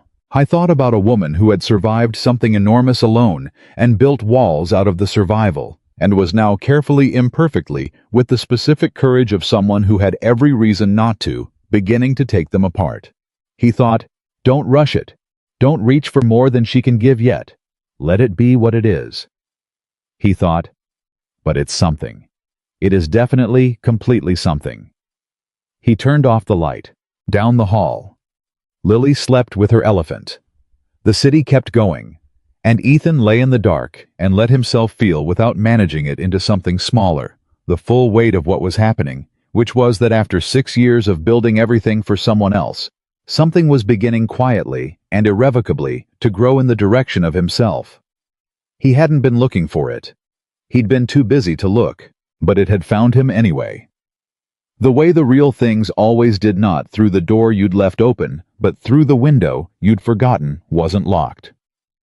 The foundation benefit happened on a Friday evening in the second week of April, and it was by every measurable standard a success. The new venue held the 400 guests with room to breathe. The catering ran on schedule. The lighting that Ethan had spent 3 days negotiating over the phone did exactly what it was supposed to do. The foundation raised 11% more than the previous year's event, which the board declared exceptional, and which Victoria accepted with the precise, gracious professionalism of someone who had already moved on to calculating what the 11% could fund. Ethan was there in an operational capacity. He had been involved in the logistics from the beginning, and his presence was legitimate and necessary, and had nothing to do with wanting to be in the same room as the woman who had called him at 11:15 on a Tuesday to read him the emotional temperature of a letter she'd written to a future she'd been afraid she wouldn't reach. That was not the reason he was there. He told himself this twice while getting dressed, which meant it was not entirely true. He found her between the reception and the dinner program, standing near the foundation display, where photographs of the literacy initiatives covered one long wall. Children in classrooms. Libraries rebuilt after-school programs documented in the specific, alive way of things that were genuinely working. She was looking at one photograph in particular, a girl of about 8, with her chin in her hand, and a book open in front of her. The expression of someone who had just discovered that reading was a place you could go. He came to stand beside her. "She looks like she found something," he said. She did. Victoria didn't turn from the photograph. "That program didn't exist 4 years ago. We built it from nothing. You built it. The team built it. You funded it, directed it, and defended it to 3 consecutive board members who thought literacy initiatives were outside the foundation's scope." She looked at him sideways. "You've been reading the board minutes. I read everything you give me access to." "I haven't given you access to the board minutes. Dana from HR finds me very informative quarterly reports." Something pulled at her mouth. "I should have Dana's access reviewed." "You should give Dana a raise. She's the institutional memory of this entire building." Victoria looked back at the photograph. "The little girl in this picture is 9 now. She tested into the advanced reading program at her school last fall." She paused. "Her teacher sent us a note." "Did you keep it?" A beat. "Yes." "Good." She turned to look at him fully, and in the warm light of the benefit hall, away from the fluorescent authority of the office building, she looked different, not softer exactly. He always came back to that word, and always rejected it, because softness implied a reduction of something. She looked more complete, like the person he'd been glimpsing in pieces was here in fuller resolution. "Thank you," she said, "for the last 6 weeks. The logistics were interesting." "I don't mean the logistics." He held her gaze. "I know." Around them the benefit moved and murmured 400 people in formal wear, doing the specific social work of an event like this. Nobody was watching them. Or if they were being polite enough not to show it. "I have to go do the program remarks," she said. "I know, go." She nodded, turned, then turned back. "After," she said. "Will you stay?" He looked at her. One word. After. Not ambiguous. Not professional. The clearest thing she'd said to him in 4 months of things that were almost clear, but not quite. "Yes," he said. She walked toward the stage and he watched her go, and something in his chest settled into a new configuration. The way things settled when a decision had been made, that was true. She gave the remarks without notes, the way she did everything that mattered from memory, from conviction, with the particular authority of someone who didn't need a script because she had lived the content. She talked about what the foundation was for. Not in the language of mission statements, but in the language of the photograph on the wall. Specific children. Specific classrooms. Specific moments. When a resource that seemed small from the outside turned out to be the thing that changed the direction of a life. He watched her from the back of the room and thought about what it cost a person to become that good at something. Not the talent was the beginning, not the achievement. The achievement was the 10,000 hours of invisible work, the decisions made in the dark, the sustained will that kept the whole structure standing even when everything personal was coming apart. She had done all of that alone. The room applauded. She stepped off the stage and was immediately surrounded by board members and donors, and the specific human weather system of people who wanted proximity to someone of consequence. She moved through it with practiced grace, present and engaged, and performing the role with the excellence she brought to everything. He got himself a drink and found a quiet corner and let the event do its work around him. At 10:40, the crowd had thinned considerably, and the staff were beginning the discreet operations of closing down. He was near the exit, talking to the Foundation's events director, a thorough, competent woman named Grace, who had managed the venue crisis with the calm of someone who had managed larger crises and knew the difference when he felt the specific atmospheric change that preceded Victoria's arrival in his immediate vicinity. She appeared at his elbow. "Grace, exceptional work tonight.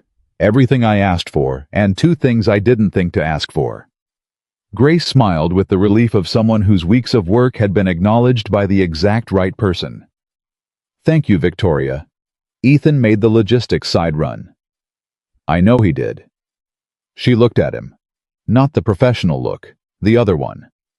"Are you ready?" Grace excused herself with the tact of someone who had just read a room correctly. They walked out together into the April night, which had gone cool and clear in the way of New York in spring. The particular freshness of a city that had survived another winter and was still surprised by its own resilience. The car was waiting. Inside, they sat beside each other in the quiet of the back seat. The city moving past the windows, and she said, "I don't want to go home." He looked at her. I don't know. I want to do what we did after Carnegie Hall, except without the pretense that it was incidental." She looked straight ahead. "I'm tired of pretending things are incidental." "Then don't." She turned to look at him. In the moving light of the city through the windows, her face was completely open, in a way he had learned to recognize as rare, and had never taken for granted. "I don't know how to do this without a strategy," she said. "Every significant thing I've done in my life, I've had a plan. I've known the variables. I've run the models." She shook her head. "I can't run a model for this." "No. That should terrify me." "Does it?" She held his gaze. "Less than I expected." He reached across the seat and covered her hand with his. No ceremony, no announcement. Just his hand over hers in the back of a car, moving through the city at 10:45 on a Friday night. She looked down at their hands, then back up at him. She turned her hand over under his and held it. "Okay," she said quietly, like the beginning of something. "Okay," he said. March had been the getting there. April became the being there. Not dramatically, not with the kind of sudden transformation that made a good headline. Real change was slower and quieter than that, and they were both people who understood that systems rebuilt themselves incrementally or not at all. She came to Queens on a Saturday morning 3 weeks after the benefit. Not planned, not exactly.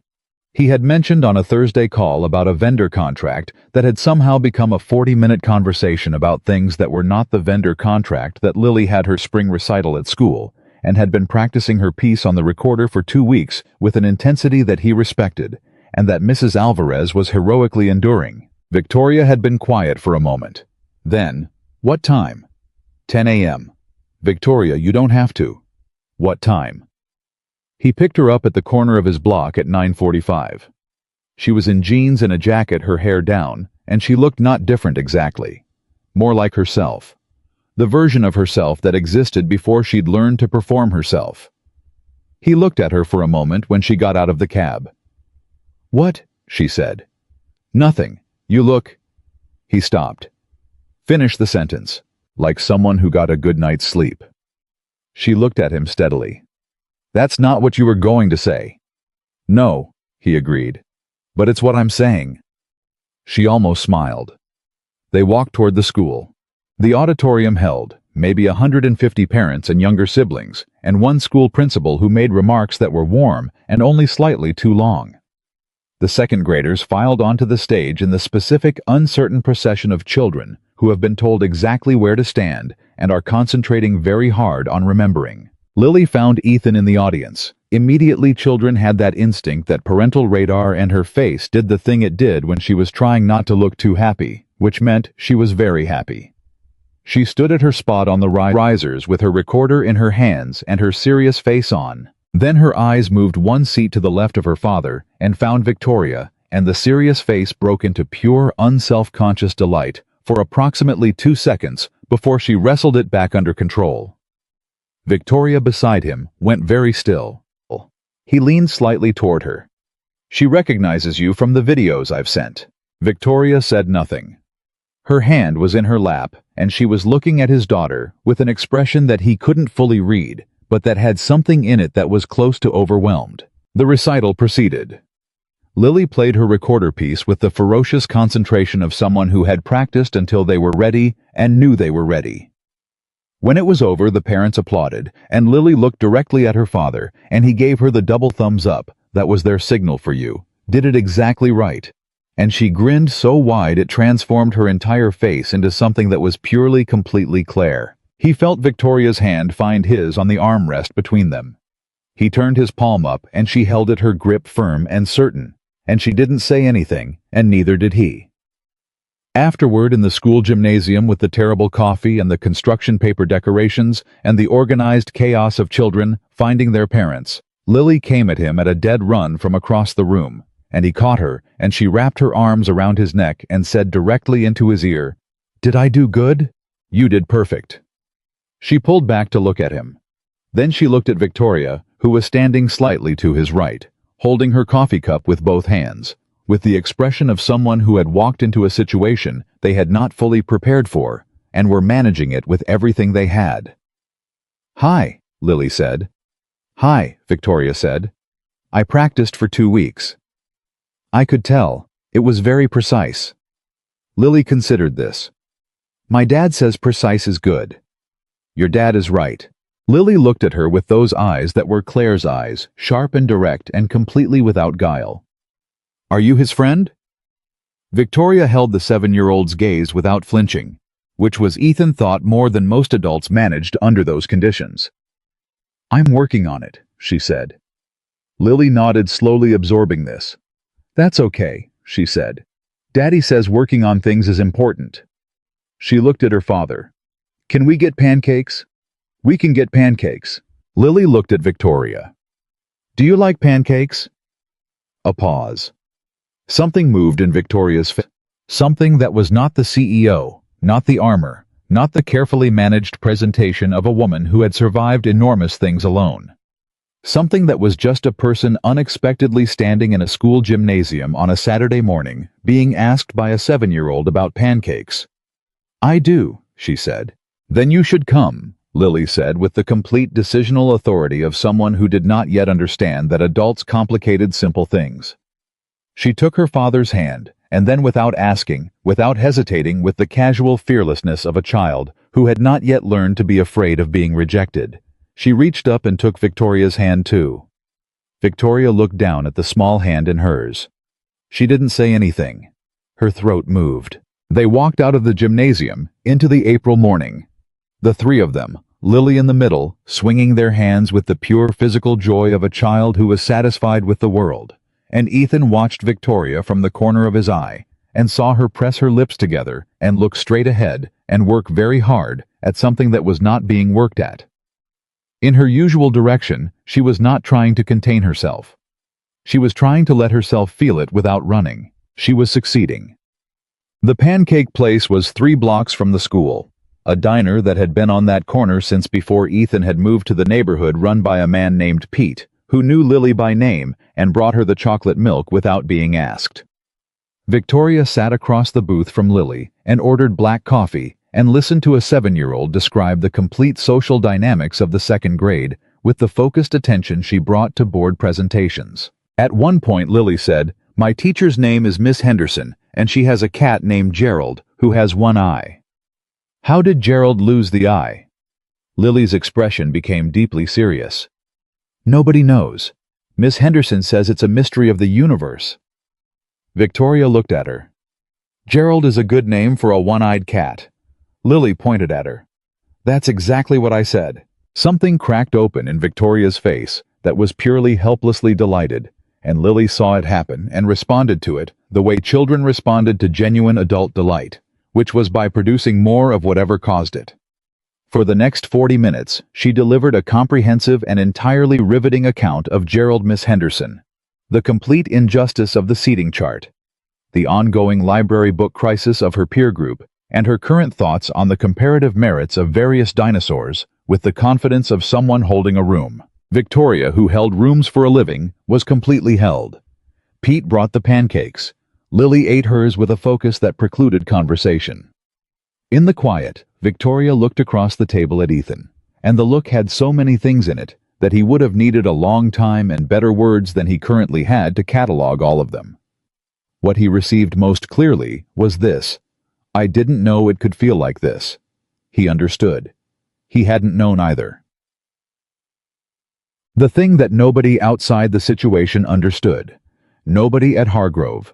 Nobody in their respective social circles. Not even Mrs. Alvarez, who understood more than she indicated, was that the difficulty of it was also real. Victoria came with years of learned behavior that did not dismantle themselves because she had decided to try something different. She still went quiet for days at a time when something triggered the old instinct to retreat.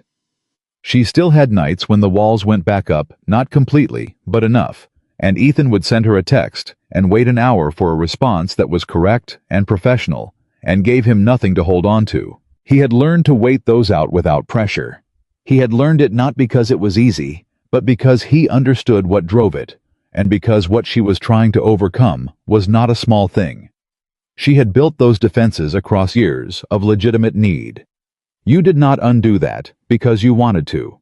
You undid it slowly, imperfectly, with setbacks by choosing repeatedly to try. He respected the trying, even when it was hard.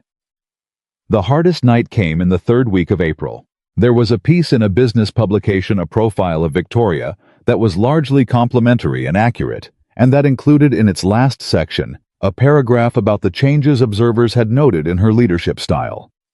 The paragraph described her as warmer, more accessible, more humanized. It speculated in the careful, non-naming way of business journalism about the personal factors that might account for the shift. It did not name Ethan. It didn't need to. The people at Hargrove who had been watching, and people at Hargrove were always watching, had enough to draw their own lines. By the morning after the piece published, the building had formed its collective opinion in the way that buildings did, through accumulated small observations that synthesized into a shared understanding that nobody stated directly. I went to her office at noon. She was on the phone, and through the glass, he could see in her posture that the call was difficult. She was standing, which she did when something required full physical engagement, and her face was in its most controlled configuration, which meant something had gotten past the control, and she was working to re-establish it. He waited in the hallway. When the call ended, she came to the door. "Come in," she said. Her voice was completely level. He came in. Closed the door. "I saw the piece," he said. "It's journalism. It's not relevant." The building has opinions. The building always has opinions. Victoria. She turned away from him. Moved to the window, which was her habitual direction when something was requiring more than she wanted to give. "I know what you're going to say." "I don't think you do." "You're going to say it doesn't matter what people think." "No, I'm going to say that you're retreating right now, and I'd like you to not." She turned. The control slipped just enough, just visibly. "Do you understand what it means if this becomes if people in this building think? They already think it. That makes it worse. Does it? Or does it just make it real in a way you can't manage back into something smaller?" He held her gaze. "There's a difference between something being complicated and something being wrong. This isn't wrong. I run this company," she said, and her voice had something in it that wasn't quite steady. 1,200 people work here. The board, the investors, the press. Everything I do is visible, and everything I do reflects on, I know. If we, and it doesn't." She stopped, started again. "I don't have a good history with people staying. You know that. You know what happened with Daniel. You know about the illness and what came after, and—" She stopped again. Her hands were at her sides, and she was looking at him with something that was very close to fear. Real fear. The kind that lived underneath the CEO and the armor and the control. "What if I do everything right and it's still? Then we figure it out." He crossed the room. He stood in front of her close enough that the pretense of professional distance was no longer possible. "Victoria, look at me." She looked at him. She was trying very hard to hold everything together and doing it by about 70%, which for her was almost falling apart. "I am not Daniel," he said. "I am not someone who wants proximity to your title or your resources or the version of you that runs board meetings. I have watched you for 6 months. I have seen you when the armor is on and when it's not. I have had pancakes with you and my daughter, and listened to you ask about a one-eyed cat named Gerald with complete genuine interest and I am telling you." He held her gaze. "That I am not going anywhere because a business publication wrote a paragraph." She looked at him for a long moment. Her eyes were bright. She was not going to cry. She was Victoria Hayes, and she was not going to cry in her office at noon, but the brightness was there, and they both knew it. "I don't know how to not wait for it to end," she said. "I know. Every time every time it feels like it might be real. I start calculating the exit, where the problem is going to come from, what's going to make it fall apart." She shook her head. "I don't know how to stop doing that." "You don't have to stop doing it today," he said. "You just have to not let it make the decision for you today." She breathed. Once. Slowly. "The article said I was warmer," she said. "You are warmer." "I hate that word." "I know. You'd prefer more strategically empathetic." The brightness in her eyes shifted, and something that was absolutely a laugh came out of her before she could stop it. Involuntary and real and completely her. And the tension in the room broke like weather breaking cleanly with the specific relief of something that had been building and finally released. She pressed her hand to her mouth, collected herself, looked at him with an expression that had gratitude in it, and more than gratitude. "The article also said I was humanized," she said. "You were always human. You just let more people see it." She looked at him. "Just one person mostly." "That's enough to start." She moved to her desk, sat down, picked up the pen that meant she was returning to work, which was her version of, "I'm all right, I have what I need, I can continue." He understood the language. At the door he stopped. "Victoria." She looked up. "The board member who said you were distracted. He voted unanimously in February." "I know." Being awake and being distracted looked the same from far enough away. He was looking from too far away. She held his gaze. "And you, I'm close enough to see the difference." He left. She sat at her desk and looked at the door for a moment after he was gone. Then she picked up her pen, opened the file she'd been working on before the call that hadn't gone well, and went back to work. But the line of her shoulders was different. Lower. Not defeated, released. The difference between bracing for something and not needing to anymore. Lily met Victoria for the second time on a Sunday in early May, when Ethan, without making anything of it, invited her to the park. Just the park. 3 people on a Sunday afternoon in May, in the specific ordinary way of people who have decided without formal declaration that they are doing life together. Lily, who had decided at Pancakes that Victoria was acceptable, and had filed her under that category with the efficiency of a child who dealt in clear verdicts, showed her the tree she claimed was the best climbing tree in all of Queens. Victoria looked at it for a moment. "The second branch is the issue," she said. "You'd have to get past that one, and then the rest is manageable." Lily stared at her. "You know about climbing trees. There was a tree behind my parents' house in Ohio that I spent most of the summer of 1991 in." "How old were you?" 8. Lily processed this. The notion of Victoria Hayes as an 8-year-old in Ohio appeared to require some recalibration. "Did you get in trouble?" "Frequently." For the tree and related activities." Lily looked at her with new eyes. "Were you sneaky?" Victoria glanced at Ethan, who was watching this exchange with his hands in his pockets and an expression of pure contentment. Then she looked back at Lily. "I was strategic," she said. Lily laughed the full, unguarded laugh of a child who has found something genuinely delightful. She took Victoria's hand and pulled her toward the tree, explaining the climbing route with the authority of someone who had developed it through research and experience. Ethan watched them from the bench. He watched his daughter show the most formidable person he had ever known, the best way to get past the second branch of a tree in Queens, and he felt something that was beyond the reach of the systems and frameworks he had built his rebuilt life around, something that didn't need to be classified or managed. He thought about Claire. He thought about her the way he always thought about her, not with the grief that had once been total and was now specific, that lived in particular places rather than everywhere. He thought about what she would have seen from where he was sitting. He knew what she would have seen. She would have seen it immediately, the way she saw everything immediately. and she would have said in the way she said things directly, without softening Ethan. Look at that. How was looking? He had been looking for months. He had seen a woman in pieces, and then in larger pieces, and then more whole than she believed she was. And now here on a Sunday in May, she was standing at the base of a tree in Queens, taking climbing advice from his 7-year-old daughter, and she was laughing, really laughing, unguarded, and completely real. He sat on the bench in the May afternoon, and looked at his life, which had been rebuilt from the foundation, which had cost him more than he had known he had to spend, which had required him to become someone who could carry grief and function, and love his daughter, and keep going.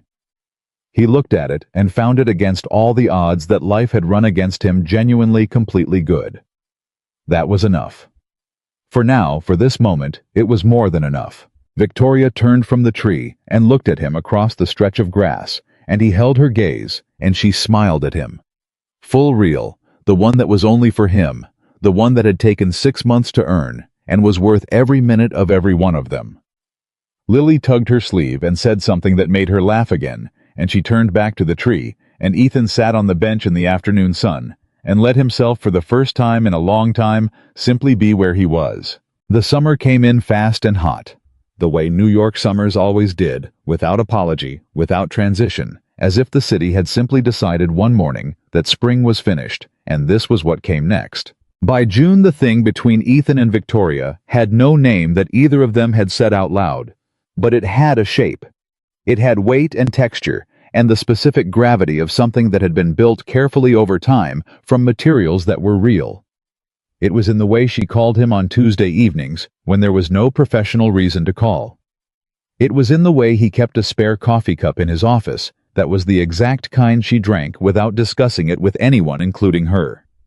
It was in the way Lily had started drawing pictures that included 3 people, and when Ethan had looked at one of them carefully and asked who the tall figure with the dark hair was, Lily had looked at him with the expression of someone explaining something obvious and said, "That's Victoria. She knows about trees." He had put the picture on his refrigerator. He had not told Victoria about the picture. Not yet. Some things needed to arrive in their own time. What he had told her on a Thursday evening in early June, when they were sitting on his apartment's small balcony after dinner, she had started coming to dinner occasionally, in the way that occasional things became regular, without anyone formally deciding, was that he was not interested in continuing to not name what this was. She had gone still. The way she went still when something required her full internal attention. "I'm not asking for a declaration," he said. "I'm not asking you to reclassify your life overnight. I'm asking you to stop treating this like something that might evaporate if we look at it directly." She held her coffee cup in both hands and looked out at the Queens evening, which was not the Manhattan skyline, which was not the view from her office window, which was exactly what it was. A neighborhood in summer, regular and alive and unheroic. She had been looking at it for an hour with the expression of someone who found it unexpectedly sufficient. "I'm terrified," she said. "I know. I don't say that word about many things. I know that too." She turned to look at him. "What if I'm not capable of what if the things Daniel said were accurate and I am someone who—" "Daniel said them because he needed you to be the reason," Ethan said. "People who leave always need the person they're leaving to be the explanation." He held her gaze. He left because the illness scared him, because real vulnerability scared him.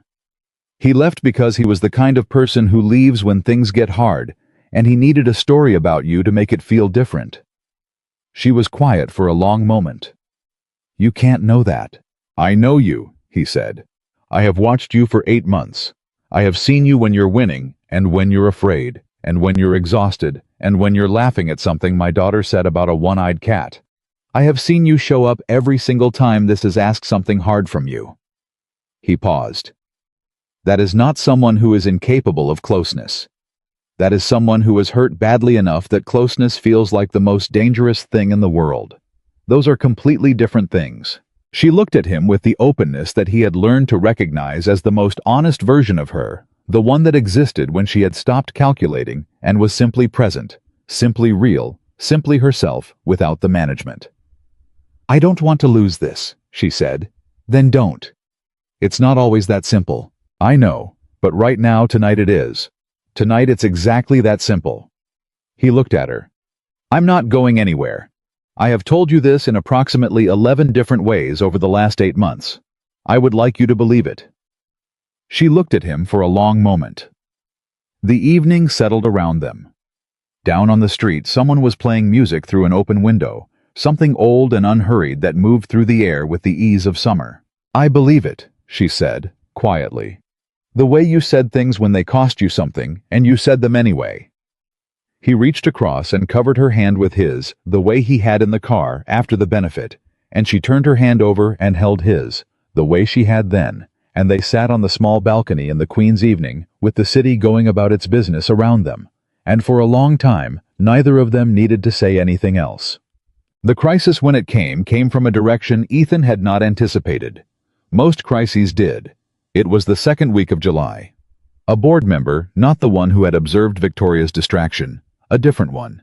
A man named Harland Foster, who had been on the Hargrove board for 16 years, and who operated with the specific entitlement of someone who had never been told clearly enough that his opinion was not the same as the truth, submitted a formal concern to the board chair. The concern was about Victoria's judgment, not her performance, which was excellent and undeniable, not the numbers which were the best the company had produced in 6 years.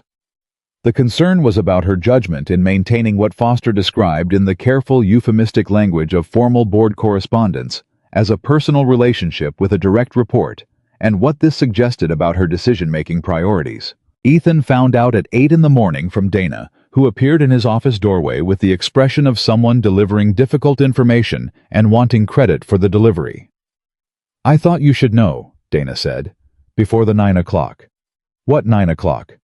She called an emergency leadership meeting, 30 minutes ago. He was out of his chair before Dana finished the sentence. The hallway outside Victoria's office was not unusual in its appearance, but was unusual in its energy, the specific tension of people who knew something was happening and were managing the knowledge with the professional performance of people pretending they didn't know. He knocked once and went in. She was at her desk. She looked up when he came in, and her face was in its most controlled configuration, which told him immediately that the control was working harder than usual. Close the door, she said. He closed it. You've heard. Dana. She nodded. Foster submitted the concern last night. The board chair called me at 7 this morning. What are you going to do? She looked at him with an expression that had layers he was still parsing. What I'm going to do is go into that meeting and address the operational agenda that was already scheduled because the company has a leadership meeting at 9, regardless of what Harland Foster put in a letter. And after the meeting, she was quiet for a moment. There are 2 options. I can submit a formal response outlining the structural safeguards that exist to ensure no conflict of interest has occurred or will occur. Or, she stopped. Or I restructure your reporting line. Move operations under the CFO. Create distance that removes the technical basis for the concern. She said it precisely clinically, the way she said things that cost her something, as facts stripped of the emotion, because the emotion would make them harder to say. He sat down across from her desk. He looked at her. Which one are you going to do? I don't know yet. Yes, you do. She met his gaze.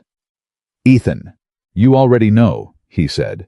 You decided before I walked in.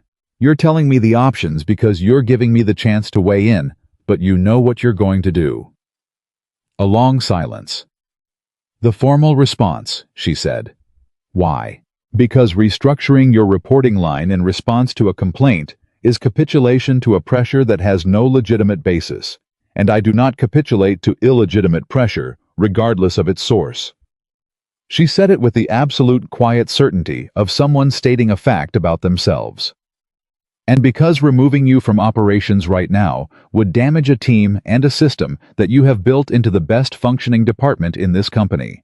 And I am not going to do that to 12 people because Harland Foster doesn't understand the difference between a conflict of interest and a personal life. He looked at her. Also, she said, quieter now. Because this is real, what this is, and I am done making decisions about my real life based on what is manageable from the outside. He had been waiting in some form for 8 months for her to say something that was that clear, that unqualified, That without the hedging and the half-steps and the careful incompleteness of someone who was trying something new and couldn't quite commit to the full weight of it. She had said it like a person who had made a decision and was done reconsidering it. "Okay," he said. "It's going to be complicated," she said. "Foster has allies on the board. The formal response process takes time. There will be scrutiny." "I know. You'll be scrutinized as much as I will, maybe more. The optics for you, Victoria." He held her gaze. "I spent 6 years as a widower raising a child alone in Queens on a reduced income because I chose what mattered over what was professionally convenient. I know how to survive scrutiny." She looked at him. Something moved through her face that was not quite expressible in available language: gratitude and steadiness, and the specific relief of someone who had been carrying something alone for a long time, and had just understood that they didn't have to anymore. "The meeting is in 20 minutes, she said. "Then let's go." She stood, straightened her jacket, put on with the practiced efficiency of someone who had worn it so long she could do it in seconds. The full professional precision that the building recognized as Victoria Hayes. But it was different now, not a mask over an absence, but a presentation of something real underneath. She was wearing it. It wasn't wearing her. They walked out of her office together and down the hall toward the conference room, and people who saw them noted the steadiness of it, the unhurried confidence of two people who had decided something and were not apologizing for it. The formal response took 3 weeks to prepare. Ethan contributed a comprehensive documentation of the operational systems, the oversight structures, the communication records that demonstrated with complete transparency that every professional decision had been made on operational merit, and that no conflict of interest existed or had influenced anything at Hargrove Capital. Victoria's attorney submitted it to the board on a Wednesday morning. By Thursday afternoon, 9 of the 12 board members had reviewed it. By Friday, 11 had responded with formal acknowledgement that the concern had been addressed. Harlan Foster reviewed it over the weekend and sent a response on Monday that was 3 paragraphs of language that technically constituted acceptance, while making clear that his personal opinion had not changed. Victoria read his response once, put it in the relevant file, and went to her next meeting. On the Tuesday, after she appeared in the doorway of Ethan's office at 4 in the afternoon. "It's done," she said. He looked up. "I know. I got the notification. Foster is going to be difficult for the foreseeable future." Foster was going to be difficult regardless of this. You know that. Yes. She leaned against the doorframe in a way that was not her usual doorframe posture, not the pause before departure, not the threshold decision. Just leaning. Comfortable. "My attorney thinks he'll be off the board by next year. His term is up and the chair has been looking for a graceful way to not renew." "Good." She looked at him. "You weren't worried?" "About Foster, no. About what it would cost you." He held her gaze. "I told you, I know what real cost feels like. Harlan Foster's opinion is not on that list." She looked at him for a moment, with the look that still sometimes surprised him, the one that had everything in it, the full complexity of a person who had been through enough that she knew exactly what things were worth and what they weren't. "Come to dinner," she said. "Not a working dinner, just dinner. Lily's at Mrs. Alvarez's tonight. I know, you told me Monday." A beat. "So come to dinner." He closed his laptop. "Give me 10 minutes. She almost smiled. "I'll be at the elevator." She took him to a restaurant in the West Village that she had been going to for 12 years. Not the kind of place she took clients or board members. The kind of place that had her usual table, and where the owner greeted her by name and brought the bread without being asked. It was small and warm, and completely without the performance of somewhere chosen to impress. They ate and talked in the way they had been talking for months now, which was to say, the way two people talked when the conversation had gotten past the stage of presenting yourself and had arrived at the stage of simply existing in each other's company. He told her about a call he'd had with his sister in Cincinnati, who had 3 children under 8 and called every 2 weeks with the specific, exhausted love of someone who was overwhelmed and grateful in equal measure. He had told his sister about Victoria 3 weeks ago, not in detail, just the fact of her. His sister had been quiet for a moment, and then said, Ethan, it's about time. He had told her that was not a helpful response. She had said, "It's the only response." Victoria listened to this and turned her wine glass slowly and said, "Are you close with your sister?" "We're the kind of close that requires no maintenance. We cannot talk for 6 weeks and pick up exactly where we left off." He looked at her. "Do you have a brother?" she said. "Older. He lives in Portland. We are..." She considered it. "We are the kind of close that requires more maintenance than we have historically been willing to invest." A pause. "I called him in March, after Carnegie Hall." She looked at him. "After the letter, the box in storage." She turned the glass again. "I called him, and I told him that I had spent 4 years being less available than I should have been, and that I was working on that." She paused. "He cried, which I did not expect." "What did you do?" "I let him." A beat. "It was uncomfortable and important, and I stayed on the phone." She met his eyes. "You would have been proud of me." "I am proud of you." She held his gaze. "He wants to come for Thanksgiving." "Is that a good thing?" "I think it's a terrifying thing that is also a good thing." The corner of her mouth moved. "Which seems to be a category that has expanded significantly in my life this year." He reached across the table, and she met him halfway, her hand in his on the white tablecloth in the small restaurant in the West Village, where the owner knew her name, and the bread came without asking, and the evening held them both without demanding anything. "Can I tell you something?" she said. "Always." She looked at him steadily. "I wrote another letter." He waited. "Not like the ones from the box. Not I didn't write it because I was afraid of not having time. I wrote it because I wanted to say something, and I needed to figure out what it actually was before I said it out loud." She paused. "I write better than I speak, when it matters." "What did the letter say?" She was quiet for a moment. Around them, the restaurant moved through its easy rhythms. Other people at other tables, in other conversations. The ordinary unwitnessed life of a city evening. "It said that I had been alone for long enough, that I had stopped believing alone was something that was happening to me," she said. "I thought it was just who I was. A choice I had made that had calcified into a fact." She looked at him. "And then you stood in a conference room and looked at me like I was a person, and I started to understand that alone was something I had chosen so many times it had started to feel like nature, but it wasn't. It was just habit." She held his gaze. "You broke the habit." He said nothing for a moment. Let the words be in the room. "The letter," he said. "Did it say anything else?" Her hand tightened slightly on his. "It said I was grateful. In a way, I don't have better words for yet." She paused. "It said that I look at my life now, and I see a future that isn't just the company and the work. For the first time in 4 years, I see something past the work." She stopped. "It said your name."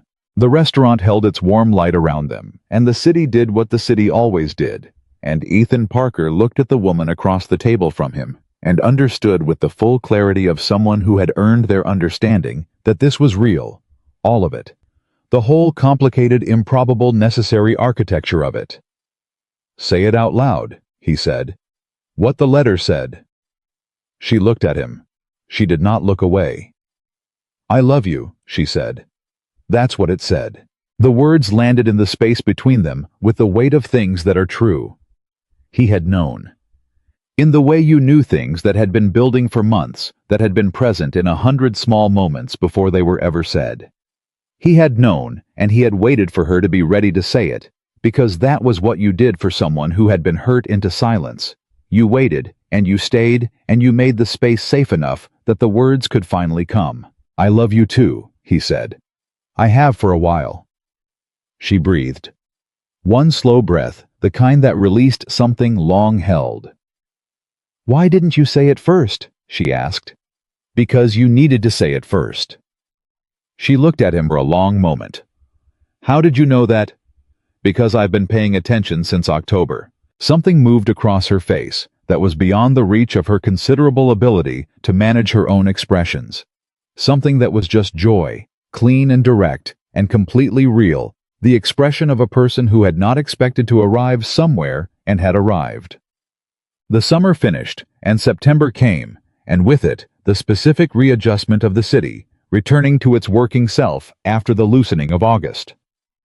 Lily started third grade with a new teacher, a new classroom, and opinions about both that she delivered in comprehensive detail every evening at dinner. Victoria came to dinner twice a week now. Not formally arranged, not discussed, it had simply become the shape of their time.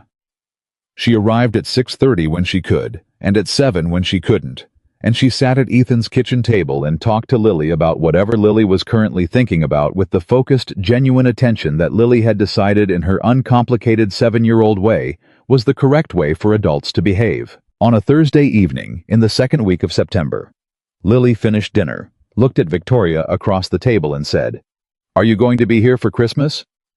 The question landed in the room with the weight of something much larger than a 7-year-old had intended. Ethan watched Victoria receive it. He watched her face do the thing it rarely did anymore, go briefly entirely still in the way of something that has been asked exactly the right question. "Would you like me to be?" she said. Lily considered this with seriousness. "Yes," she said. "Because last Christmas you were alone, and that's not good." Victoria looked at the child. "How do you know I was alone last Christmas?" "Daddy told me you work through Christmas." Lily said it simply. "But you don't have to. You could be with us." He had not planned this conversation. He had not arranged it or set it up or rehearsed his role in it. He simply sat at his kitchen table and watched his daughter do what children did when they had not yet learned to make things complicated. She had seen something true and said it out loud. Victoria looked at Lily for a long moment. Then she looked at Ethan. He gave her nothing back but steadiness. This was hers to answer. She looked back at Lily. "Yes," she said. "I'll be here for Christmas." Lily nodded, satisfied, as if the matter had been properly resolved. "Good," she said. "Because I'm going to need help with the tree. Daddy can't do the high branches because he's afraid of the ladder." "I'm not afraid of the ladder," Ethan said. "You make a face." "I make a practical assessment face." Lily looked at Victoria. "He makes the afraid face."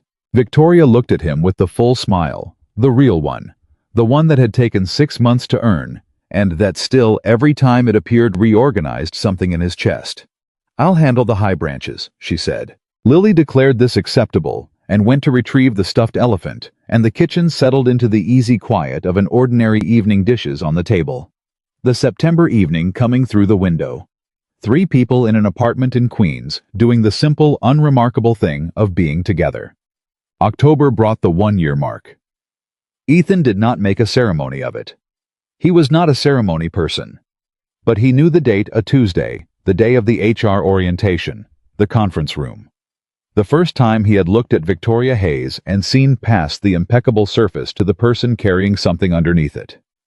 He left a note on her desk that morning. 3 words. 1 year. Thank you. She came to his office at 11. She stood in the doorway, not the threshold pause, not the management posture, just standing with the note in her hand. "That's all," she said. "That's all I needed to say." She looked at him. "I was a difficult assignment." "You weren't an assignment." "I was difficult." "Yes."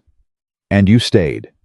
"Yes." She walked into the office and sat down across from his desk, and for a moment she looked at her hands, the note between them, and she was quiet in the way she was quiet when she was deciding whether to say the thing or keep it. She said the thing. "Before you," she said, "I had convinced myself that the version of my life I had was the version I had chosen. Not the version that happened to me chosen. I had worked very hard to make it feel like a choice." She looked up at him. "And then I had to watch you show up every day and choose differently. Choose Lily. Choose the long commute and the tight budget and the babysitter and the school performances and all of it, and never once frame any of it as something that had happened to you." She shook her head. "You chose it. Every single day you chose it. And watching you do that made me understand that I had been choosing wrong for years, and that I could choose differently, and that it wasn't too late." He held her gaze across the desk. "It wasn't too late." "No," she said. It wasn't. She stood, smoothed her jacket, returned to herself fully and completely, which was to say to the person she actually was. Now not the armor, not the performance, but the whole thing, complex and capable of being loved and knowing it. At the door she stopped, one more time at the threshold. Ethan. Victoria. Ask me to dinner tonight. He looked at her. I thought you had the foundation call at 7. I moved it. He held her gaze. Have dinner with me tonight.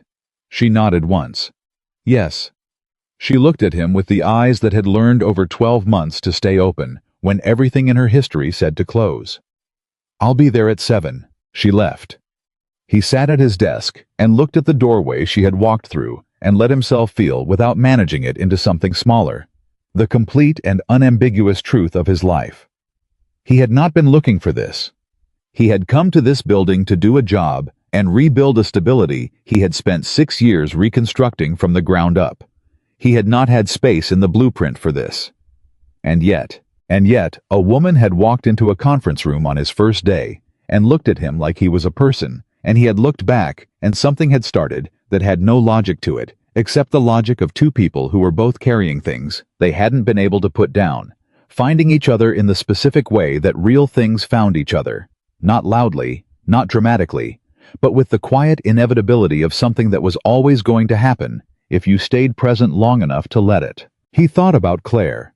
He let himself think about her fully, the way he could now, not with the weight that had once been total, but with the love that didn't go anywhere, that had simply learned to coexist with the living that came after. He thought about what she would have seen from where he was sitting. He thought about her laugh too loud in movie theaters. He thought about Lily, who had her eyes. He thought, I'm okay. We're okay. We're going to be okay. And that evening at 7 o'clock, when Victoria Hayes walked through the door of his apartment in Queens, with her jacket over her arm and her hair down, and the expression of someone who had chosen again to be exactly where she was, Lily ran from the living room and crashed into her at full 7-year-old velocity and said, Victoria.